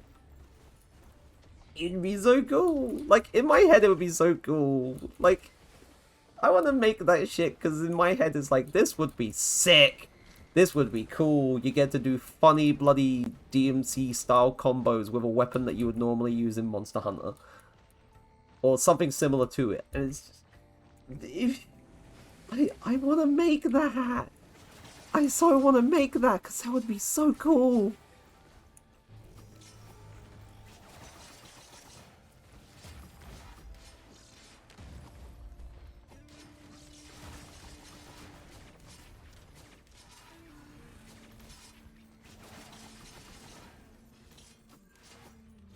Once again, I'm getting lost in the idea that I've come up, that I've just, like, popped into my head. It was like, yeah.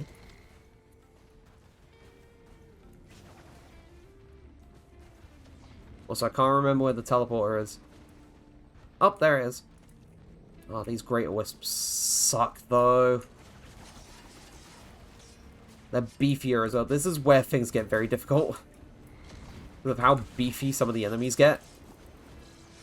And also, Greater Wisps are just... Oh, no, no, no, no, no, no, no, no, no, no, no.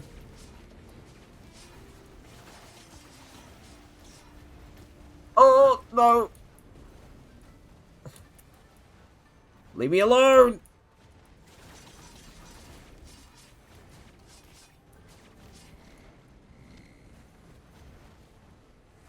Oh. Yeah, I'm dead. Fuck. Oh, that sucks. We made it to stage 4 with 0 items. That's... Wow. That was actually a pretty good run. All things considered.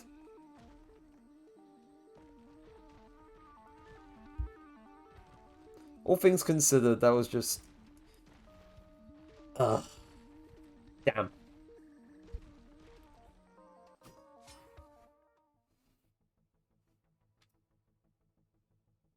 Ah, God, to be fair, I feel like with absolutely 0 items at that 4th stage, I feel like that was definitely the hard limit on, like, how much, like, whether or not I could get much further. Like, that was... Oh, sorry. That was becoming exceedingly more difficult.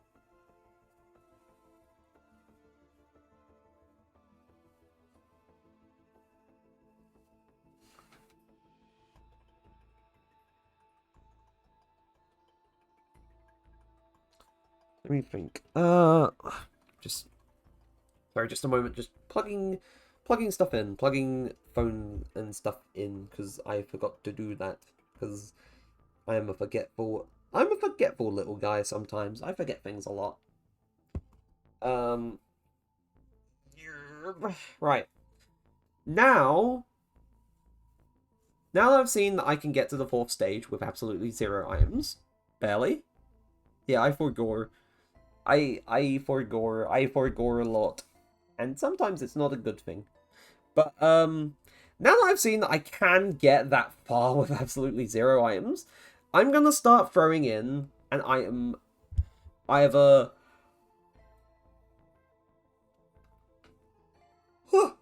Sorry, again, sorry about that. Oh, terrible. But I'm either going to throw in an item, like a singular item at the start of the 1st stage, and that's about it. Or I do 1 item per stage. I think I'll do 1 item per stage, because that's a bit more forgiving than what I've been doing this entire time. Though, I don't know if I'll be so flippant with the rules and be like, oh, I can only grab the first item I see, or I can just choose whatever item as my 1 item per stage and have done with it. Because if I was to do it like that, then I could carefully plan things out just that little bit more and, you know, make it a bit better on myself.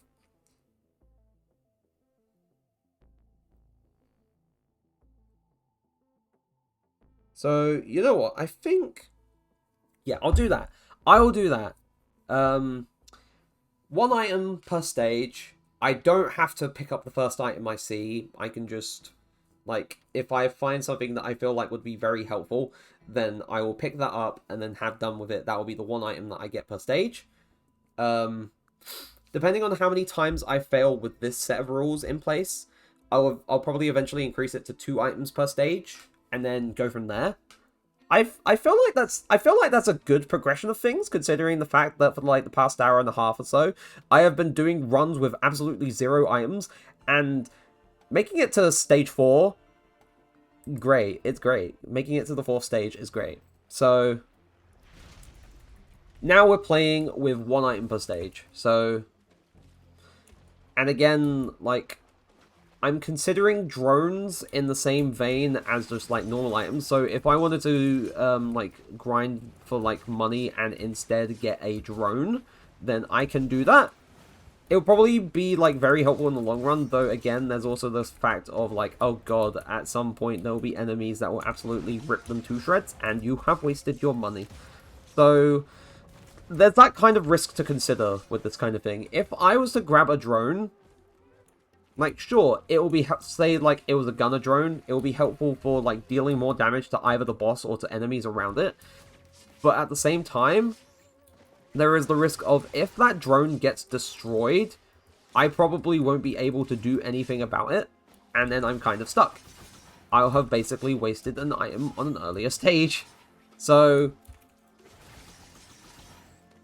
yeah, there's that to consider as well. Same thing with equipment. Equipment is kind of in a similar boat. If I decide that I want to grab an equipment, then I will and probably can do that. I mean, no, I can and probably will do that, I mean. I got them the wrong way around. Sorry about that. But,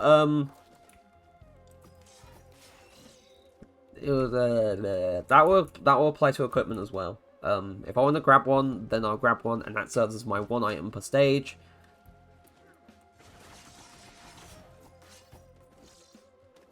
Basically, even though it's like 1 item per stage, it's a bit more liberal than just having absolutely 0 items and then getting the shit kicked out of you. Though I feel like, depending on, like, the equipment that you choose, because, like, Artifact of Command and whatnot, it's very easy to grab an equipment that's, like, very useful, like Supermassive Leech. And that essentially acts as a very strong lifeline for most of the run. So... Oh, speaking of equipment, goddamn, where is Supermassive Leech? Because I was going to say, I'm not banning items from, like, well, equipment that I can select, because that would just make things unnecessarily difficult. But at the same time, I should consider what would like potentially bastardize a run as a whole.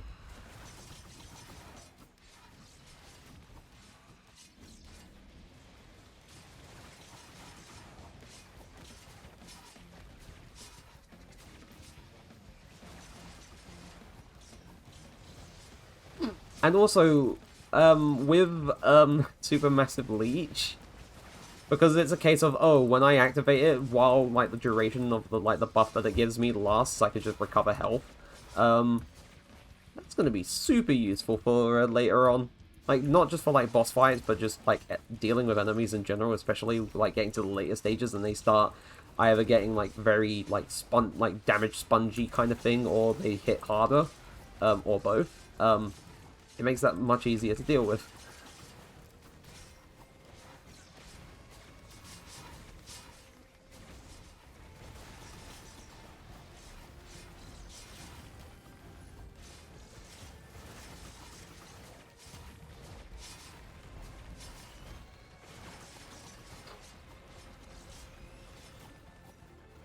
Okay, right. Overall, all in all, that actually wasn't too bad for a Beetle Queen encounter that time. So I feel like maybe it was just how I was playing earlier.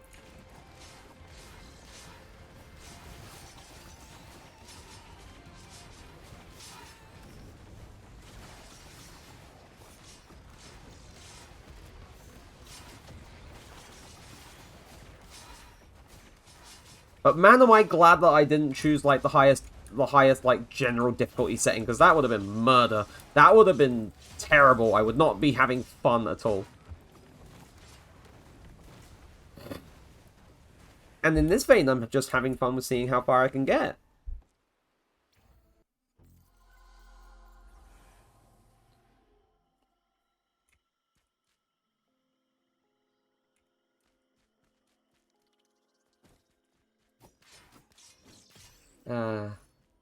Now, see, let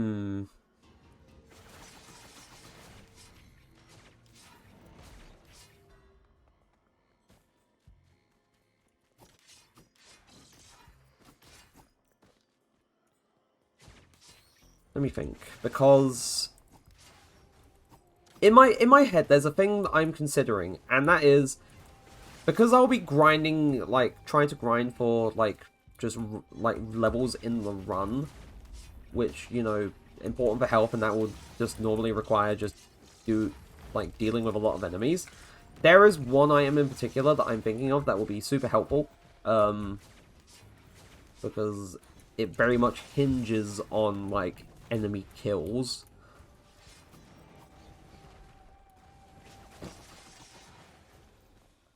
Though we haven't dropped the green. We haven't dropped the green item, which kind of sucks, because otherwise I'd be able to get that.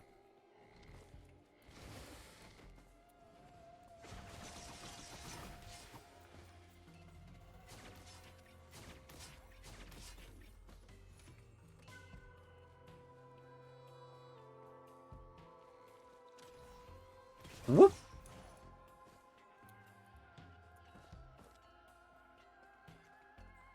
One and two and three.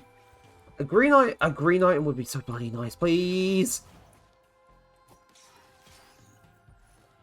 That would be so cool, but no, the game does not like me. It doesn't want to give me greens. It want to give me grays. It just want to give me gray items. I can talk. I am a human being who's capable of speaking.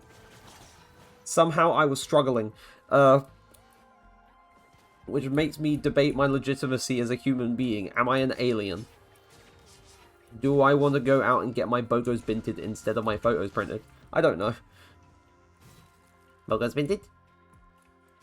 What?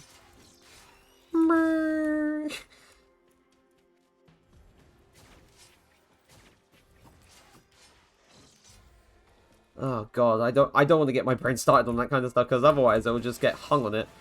Like,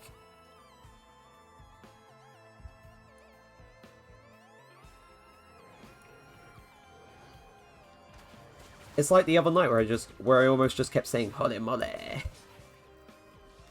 Like mistakes have been made. Green! Green item! Green item, green item. Please, let me kill you so I can get you out of the way. Get out of my way. Yeah. Infusion. That's it, that's it, that's it. That's the item. That's the item I needed.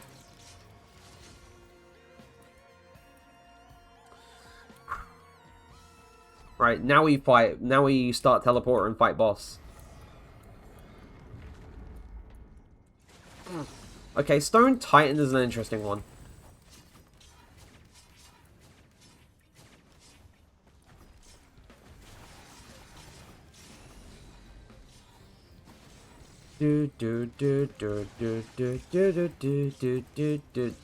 It's these bloody healing enemies that's the problem, because they're just gonna keep just bringing them back up until I get rid of them all.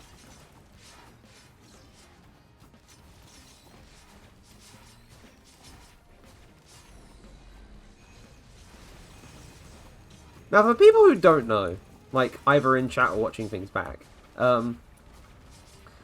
Infusion, this little blood vial that I got, like, from that green item, is probably one of the most useful items in the game in terms of, like, being a passive item. Because what it basically says is that, like, for, like, of a limit of, like, 100 HP, total, any enemy that you kill will just give you, like, a permanent, like, extension to your health for the run. Which is sick, because, especially, like, in the later game, like, even, like, on a normal run, like, in the later game, you could use, like, as much health as humanly possible, and, like, being able to just kind of perma-extend it for that run is cool. It's super useful. It's probably... in terms of, like, items that I normally build into on a normal run, doing this, like, using the artifacts and stuff, it's one of the more, like, it's basically a constant. Like, regardless of what character I'm playing, it's always a constant, even though I mostly just play Mercenary in the first place. So... also, the item was right above the, like, the thing to, like, just enter the teleporter. That's stupid. Like, goddammit, game. I'm trying to do things legit, and you're just trying to spoil it for me.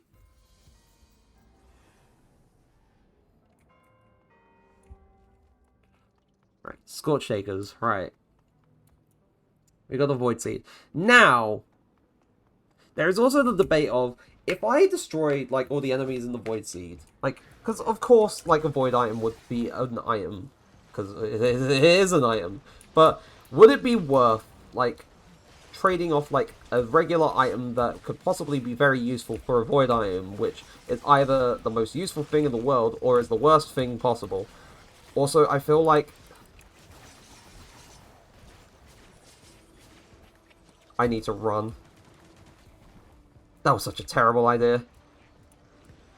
Here's me trying to get rid of enemies, and then this kind of shit happens.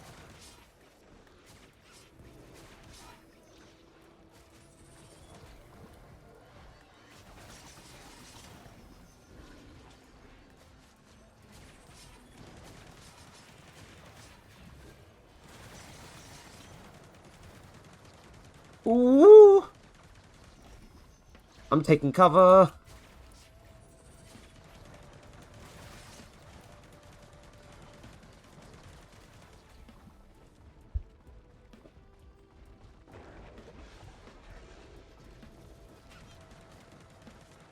Wait, why are you shooting your own? What the fuck?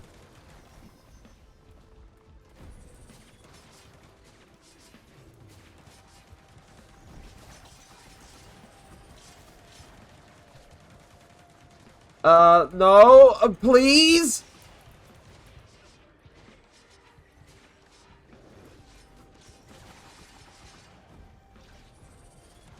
Oh no. I hate those enemies with the guns. They're so... like, it's, like, normally they're okay, but in this kind of run, they're the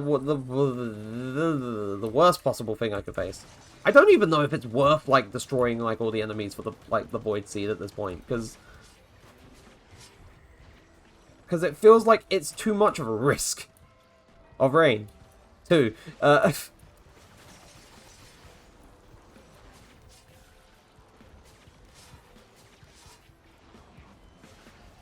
missed going in for the ult. Why? Why? I mean, to be fair, part of it's my fault. Why am I doing things? Why am I complaining that I'm doing things that is actively endangering the run?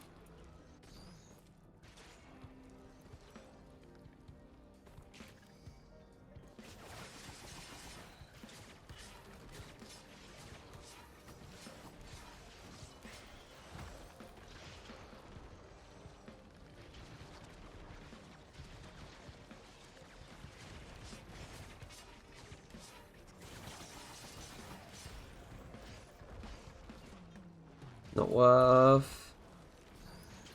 Like, what else am I contending with in terms of, like, void? Like, aside from the bloody things that are spewing out shit. Hello.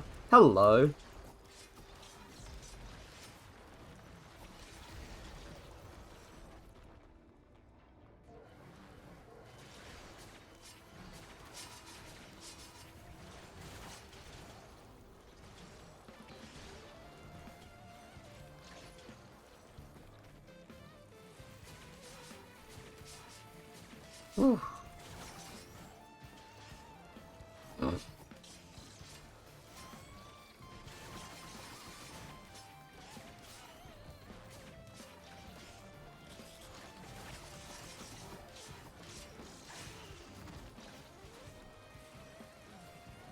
And if I am to just try and get the void, like the void item, which probably won't be worth it. Oh, they're just killing other normal enemies again, because you know that's what they do.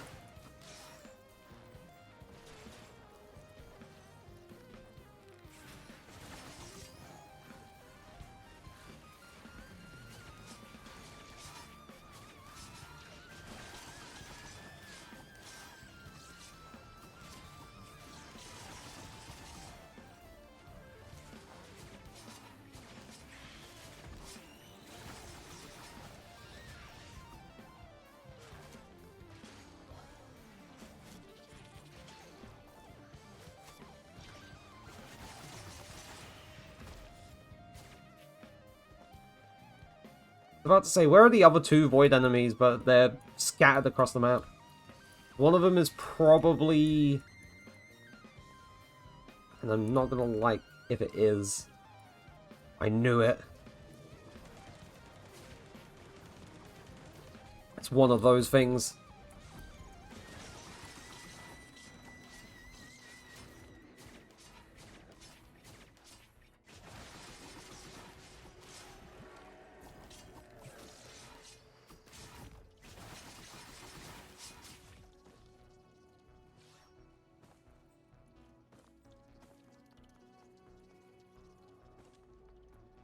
At the very least, I'm hoping that after all this time and after all this effort trying to, you know, get all the void enemies, like, killed for the void seed, I hope that it's at the very least worth it. I'm hoping that this isn't awkward to get to you, because it feels like you're stuck somewhere.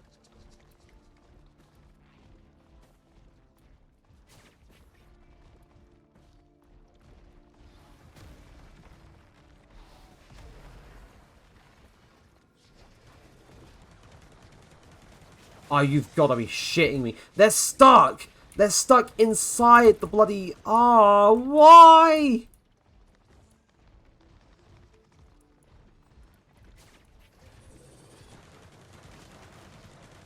Great. So after all that effort, I can't even finish off the void seed. I can't even get the void up. That sucks. That is absolute... That's so dumb. That upsets me a little bit. That has upset me a little bit. Alright. I'm also going to spend some coin on this thing, because it will be useful for me to dip into during the teleporter event, because it restores health. So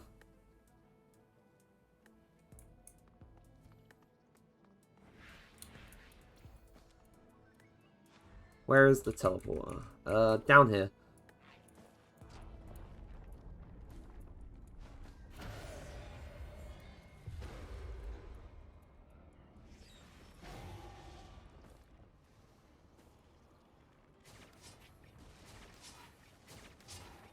Oh, these are new.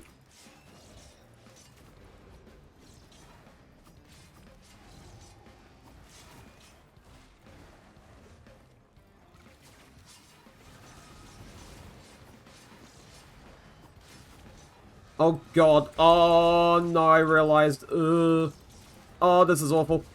Oh.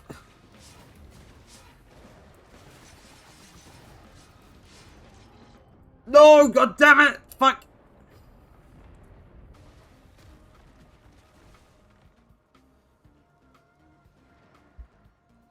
Darn. Darn it. God, that was going okay. But, you know, Imp Overlord. Imp Overlord is frustrating to deal with a little bit. Ouch. Ow, ow, ow, ow, ow, that's my head. Ouch. Not like a headache kind of thing, but ow, that... It hurt to catch my head like that. That was not good. Anyway, back to the start of a run. Again, like, as before, 1 item per area, so... If I manage to get an equipment, then I will be grabbing the leech again, because, you know, that shit's helpful. Though I wasted so much time trying and, like, get the Void Seed all sorted, because I was hoping I'd get a very good item. Like, maybe if the enemy wasn't stuck in the ground, maybe that would have been helpful, but no. The game decided it wanted to play funnies, like it always does.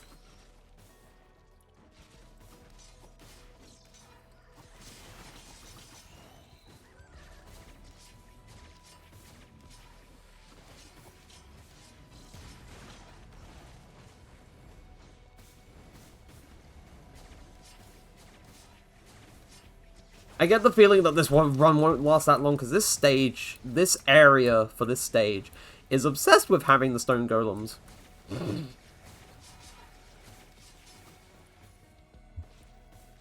And as you may or may not know, those guys deal quite a bit of damage. So it may be that I potentially get absolutely clobbered, or I get burned to a crisp.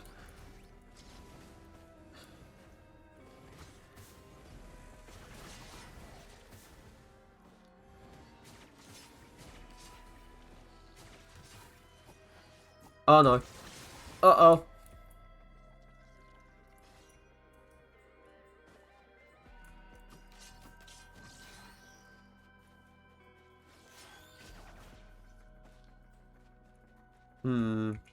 Right, I'm gonna take Infusion. Of course, that means that I can't grab any other item in this area, but... Infusion's better than nothing. You know, perma increase to health, like, when killing enemies is, you know, really fucking good.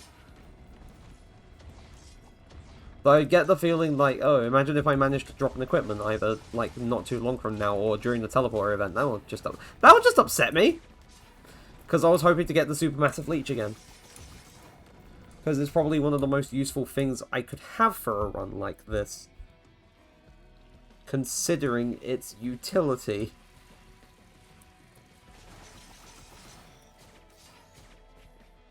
Considering its utility.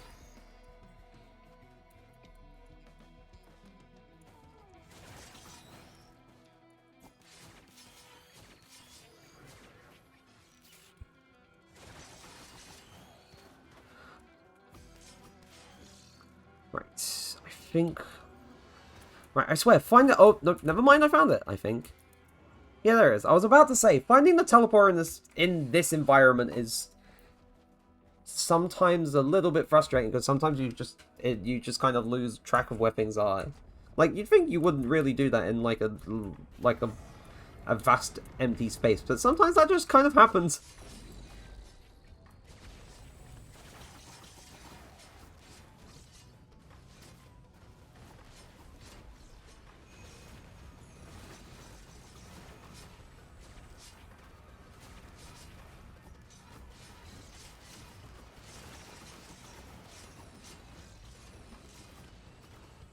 What-oh.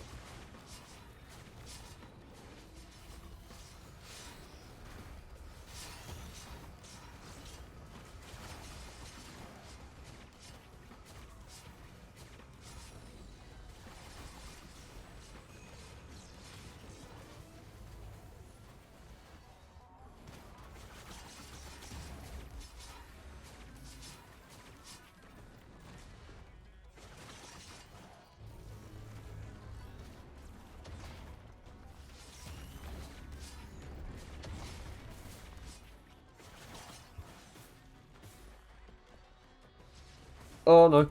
No, how many of them, how many of you are there?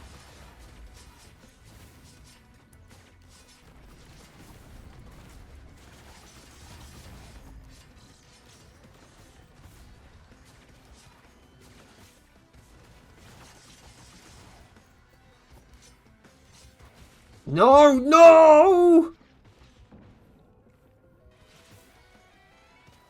Oh, the teleporter event just ended! No! That's fucked. That's super fucked. That's so fucked. Also moving some stuff around so that it's clearer on my desk. But that sucks. That sucks. And we're here again! I don't like the Siphoned Forest because of the stupid bloody enemies. Like, the stone golems, I can mildly deal with. Lemurians.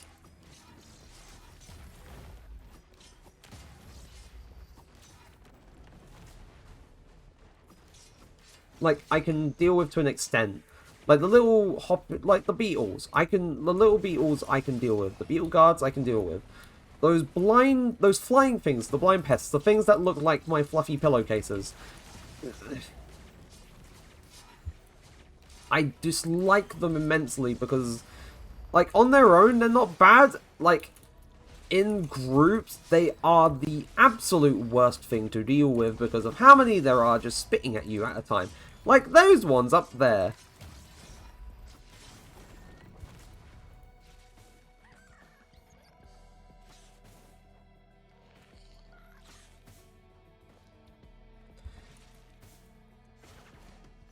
Really? That wasn't close enough for a hit, apparently? Some reason? Huh. That doesn't feel right. That doesn't feel right at all.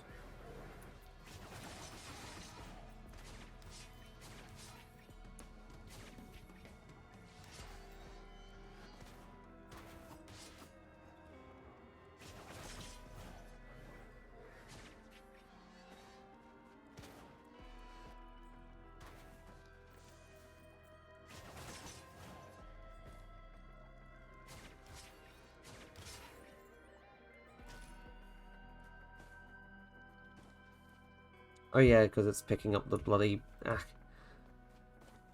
Hold on, let me move my... There we go. But it will still pick up. I definitely do want to get a microphone that doesn't, like, pick up, like, too much of the little, like, clicky-clack noises from my keyboard. Would be nice. Also, it would be nice if an enemy dropped a green item. What does a guy have to do to get a green item around here?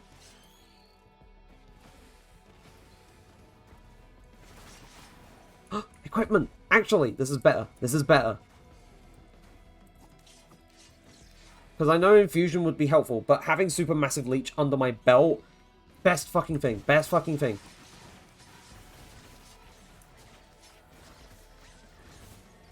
And then the problem is, it's these things. It's these things. I hate them. Like, stay down, you stupid flying pillows.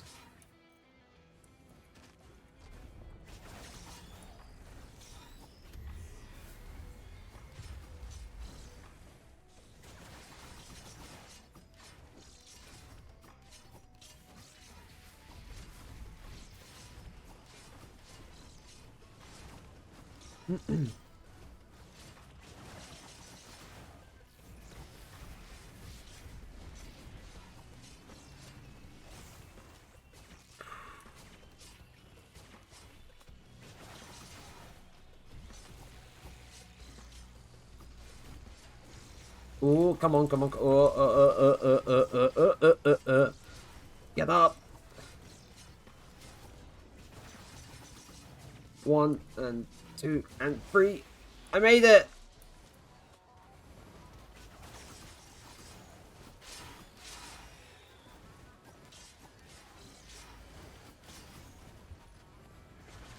Oh, but these things are a nightmare. Leave me alone. Be very nice. Oh god damn it! It was the blind pests again. It fucking was. No. Oh god damn it! I hate them. I hope I don't get. I hope I don't get the Siphon Forest again. If I get yeah, I'll take Shattered Abodes. I will take this place. I will take this place over everything.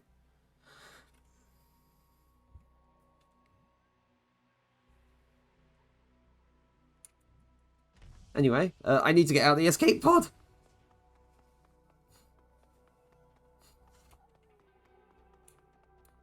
There's a call on the mountain there. There's a call on the mountain that I saw elsewhere, but I'm not activating any of those because that was a terrible idea for this run.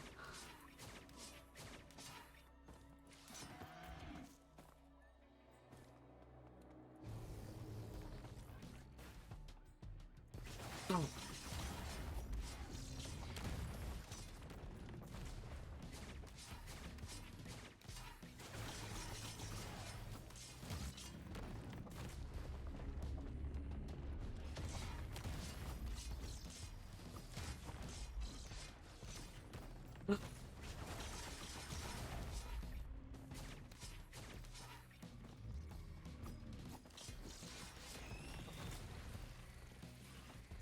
Right, infusion, take.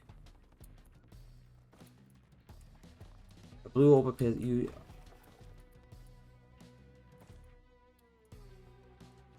I don't like the sound. I don't like the sound of the other little thing that appeared in like the little chat thing where it says you hear the sound of thunder rumbling. That doesn't sound friendly. That sounds very unfriendly. Sounds very unfriendly. You know?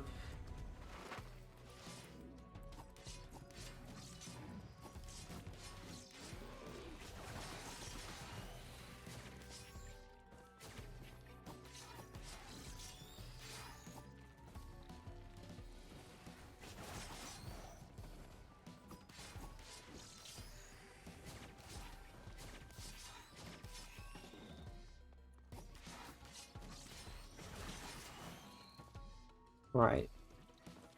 Hold on, I need to adjust Veto Tube because I don't want it picking up too much in terms of like keystrokes because that's kind of annoying me. It's kind of annoying me a little.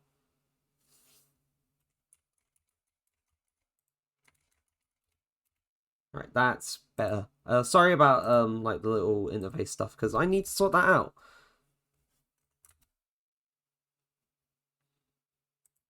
Oh, there we go. That was kind of weird. It's kind of weird.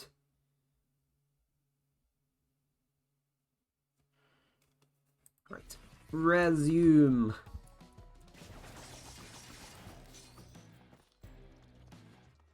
Okay. I think I'm just gonna activate teleporter now. I'm just gonna activate teleporter now. Not wait too long. We're just gonna get through this. Wandering Vagrant. Good. Good.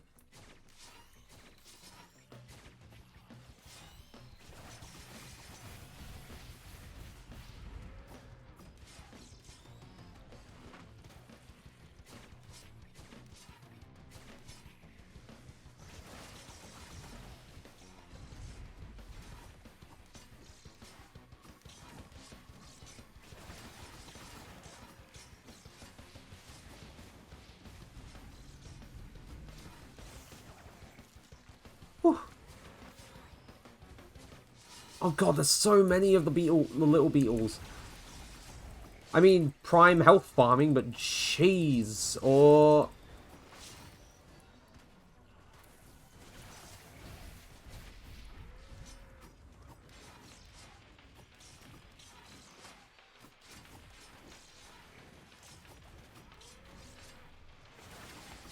I don't think it should be able to heal you from that far away. That's kind of... Where are you? Where are you? Where are you? The little bastard that was healing. There you are. The little healer that... Oh...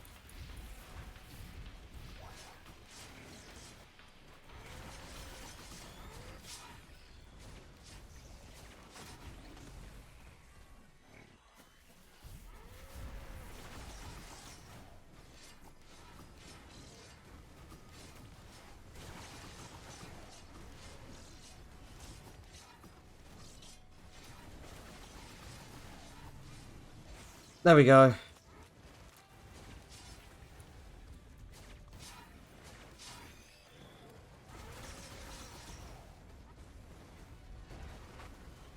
Ooh, ooh, ooh, ooh, ooh.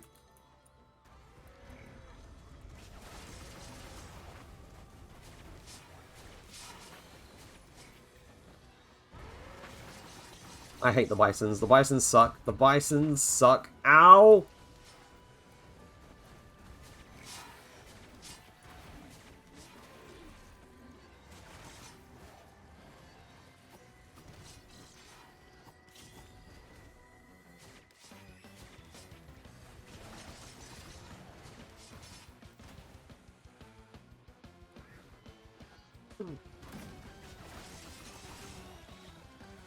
Right, leaving. Oh, leave me alone! Please! I just want to live. Ah, thank God. Right. So we have infusion. Next thing I want to try and get is an equipment for the supermassive leech so I can combo those two things together. And I'm hoping I can get one fairly quickly, because I don't want to be spending too long in this place.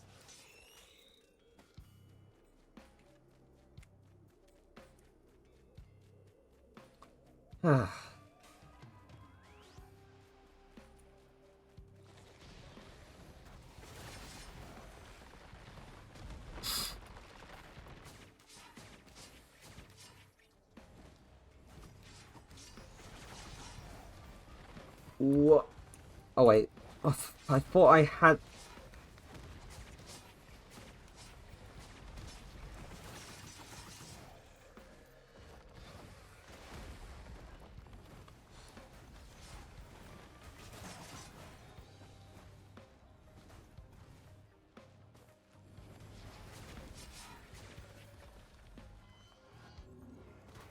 Nothing yet, nothing yet, nothing yet, nothing yet. This is definitely, like... One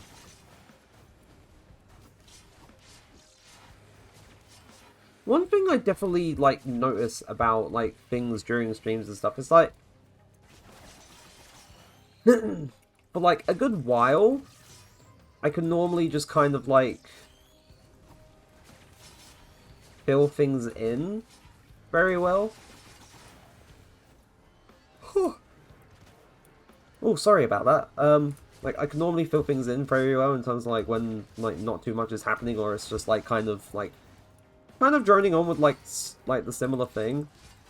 So, but then, it's getting into the later stages of things where, I feel like I've spent quite a bit of what I want to sort of share with, like, chat and people watching things back, and then I realize, what else is there? So, it becomes a bit difficult sometimes, but that's not a bad thing. Like, sometimes it's nice just to kind of, like, sit there and just let the gameplay happen, but at the same time, I do like talking. Like, despite, you know, anxiety and stuff like that, which, you know, I definitely still feel normally, like,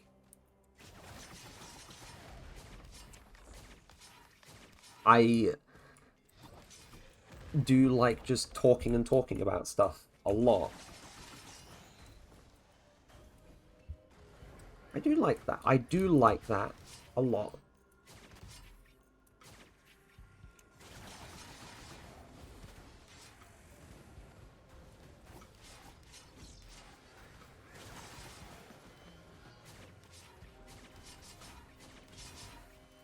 equipment would be nice.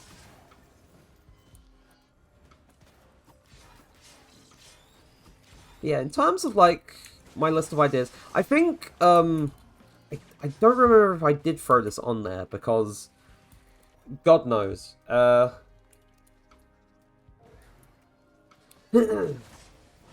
But I definitely threw on, like, returning to finish the Dante Must Die playthrough for Devil May Cry 5, because I do want to wrap that up. I don't want to leave it as a thing that I just start on my birthday week and then never finish it. I want to get back to that eventually. Maybe during another like period where I'm just having break streams, I can just sort of like get on with finishing that, you know? But at the moment, there's no like immediate urgency to go back and finish it. But it's there. It's there for when I want to get around to it, which is a good thing.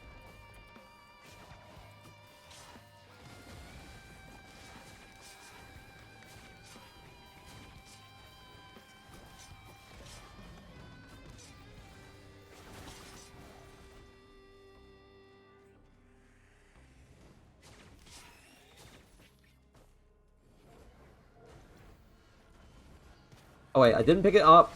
I picked the wrong item. It doesn't count until I pick it up. I'm trying to think. There is a thing that I want to get. I can't even remember. I can't even remember if I've dropped a green item at all.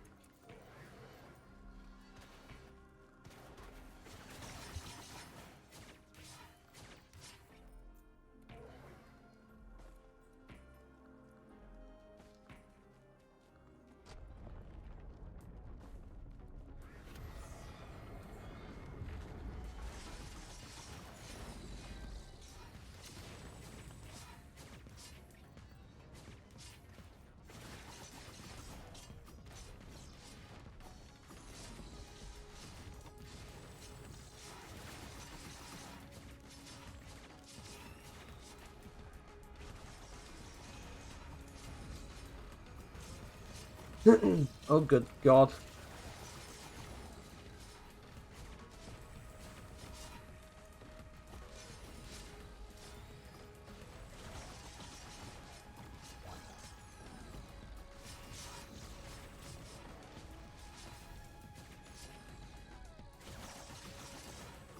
Green item. That's not an equipment, but it will do. It will do. There's another substitute, I guess substitute item that I can grab, like, while I'm not able to get the supermassive leech. Unless I somehow manage to drop an equipment during this teleporter event. Which, you know, it's possible, but it's also not possible. So, we'll see what happens.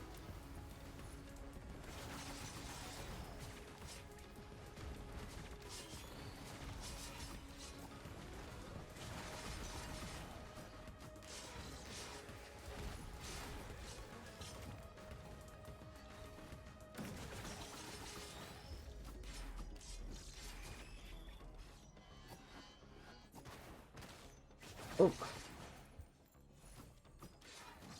Right, so it'll have to be Leeching Seed instead of Supermassive Leech until we can actually get it. To be fair, if I got Supermassive Leech, I was planning on like eventually grabbing that, but at the same time, I was hoping to get that one. I was hoping to get Supermassive Leech. It would have been super duper helpful.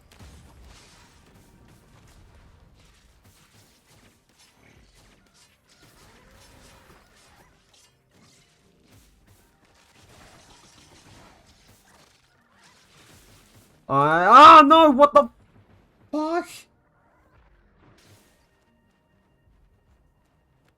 Oh no! No! Oh God! Damn it!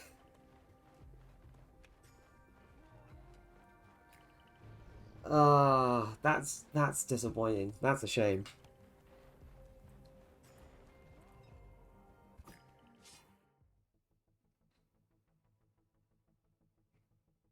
Don't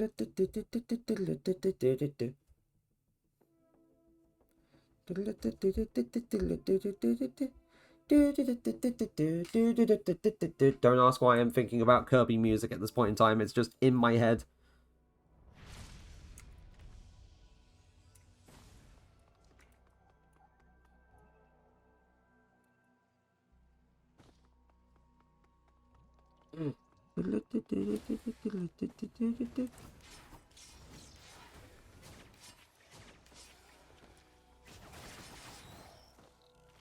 It just seemed very fitting. Do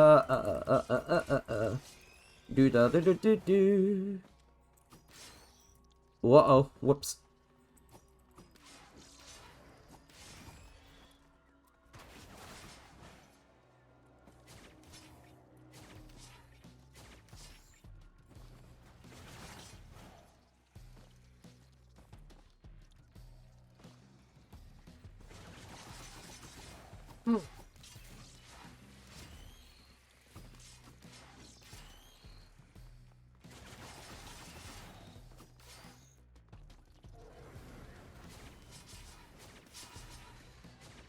Oh, there we go.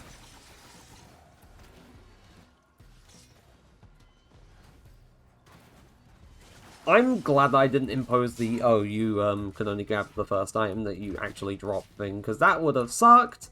That would have been the worst thing ever. I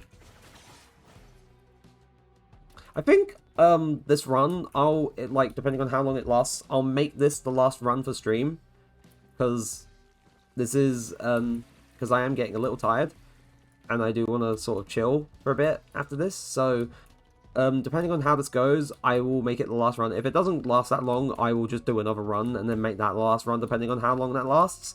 But again, it depends on how this all goes. So, sit tight, see what happens, you know? You never know. Oh, whoops. Yeah, Supermassive Leech. Right, I am set. I'm set for this stage. And possibly some of the others as well, depending on how things go. But Supermassive Leech, best result, best ending. The Supermassive Leech will help guide the way. If that makes sense. It will help. It will illuminate the path. Whoop!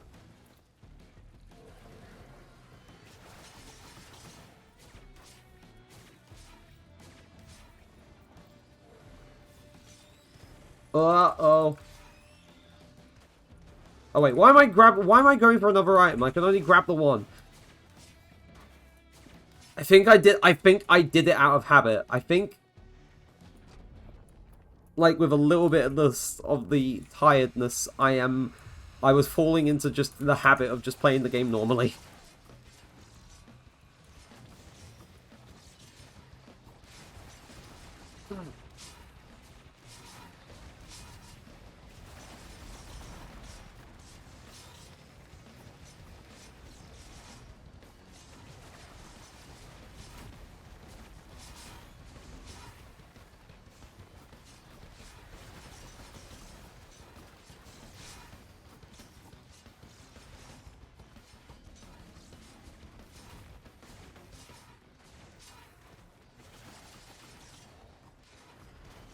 Oh no! What is going on?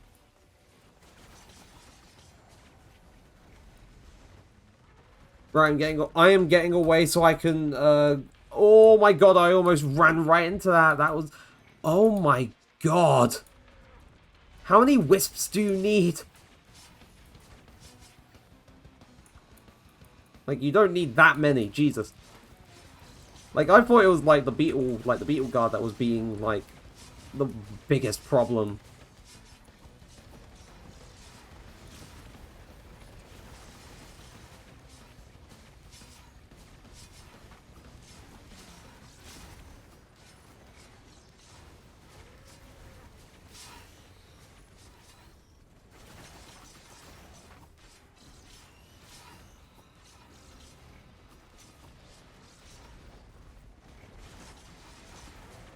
Whew.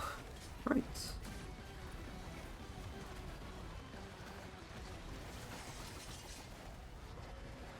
No, let me live.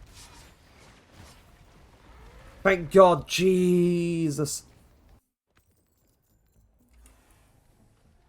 Okay, so Void Seed.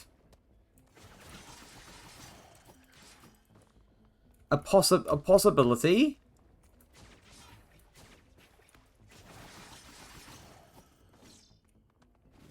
Though it depends on what items they give. If it gives a very good item, like if it gives an item that I'm thinking of, then I will take it. But if not, then I'll just get something else.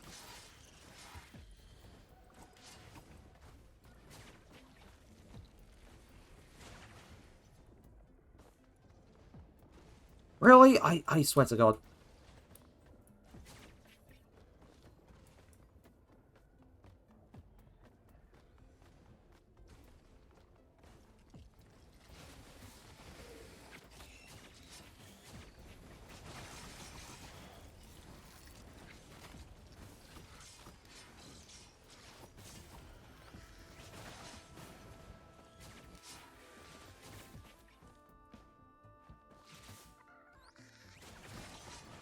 I'm gonna get rid of these enemies, and then I'm gonna grab the Void Seat, or the Void Cradle. Because otherwise they'll get in my way, and they'll make it annoying and frustrating, and all that jazz. Right.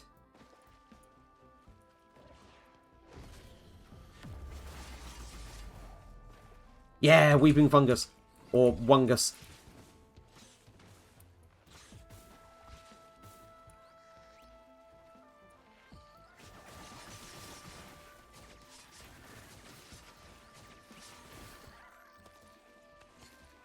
The bloody fucking flying pillow-esque enemies. That's what I'm calling them now, the flying pillows. The way they bounce, and you'll hate me for saying this, but the way they bounce reminds me of, you know the sensory fruit and veg videos? It reminds me of how the fruits and veg, like, bounce and dance around, for some reason. And I don't think I'll ever be able to unsee it, because I'll look at them and think, oh, sensory fruit. Hello.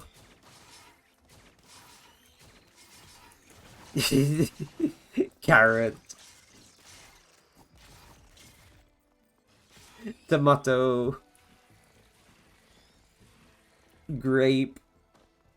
I'm waiting for the bananas. And the pineapple. Yeah, let's fucking go! Hell yeah. They're silly little guys. They're funny.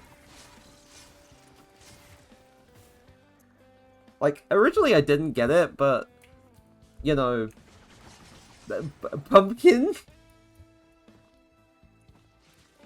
Close enough.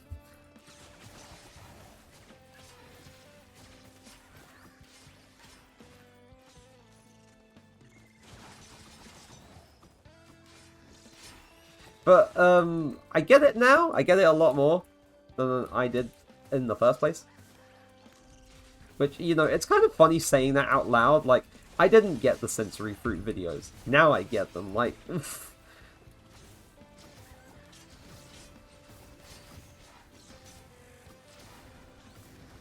Also, this is so damn useful for teleporter event. Right slap bang next to the teleporter.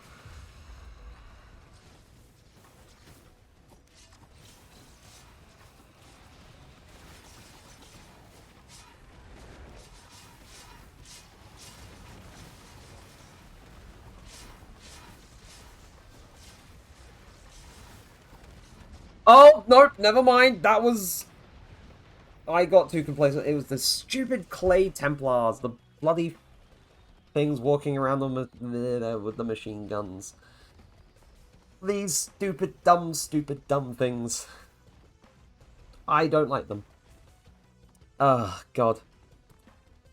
Well, I did say, depending on how long that lasted, I was probably going to make that the last run for stream. I think I'm going to end things there. This was despite the hell that it was putting me through, this was a fun idea, and I want to revisit it at some point. But then there's the other idea that I want to visit for a Risk of Rain 2 stream, but we'll get there when we get there. But to everyone who showed up and everyone watching things back on the VOD, whether it's here on Twitch or on YouTube, depending on when you're watching this, thank you ever so much for showing up to stream. I really appreciate it. Next stream will be Wednesday, and as of now, I have it planned to be an art stream, because I haven't done one of those for a long while, so we'll do one of those, potentially. And then, of course, Friday is, like, continuation of Xenoblade, and Sunday is potentially the semi-permanent game dev streams. But Wednesday, art stream, doing that then. That's what I'm doing. But yeah, thank you ever so much for showing up. I really appreciate you being here. And as always,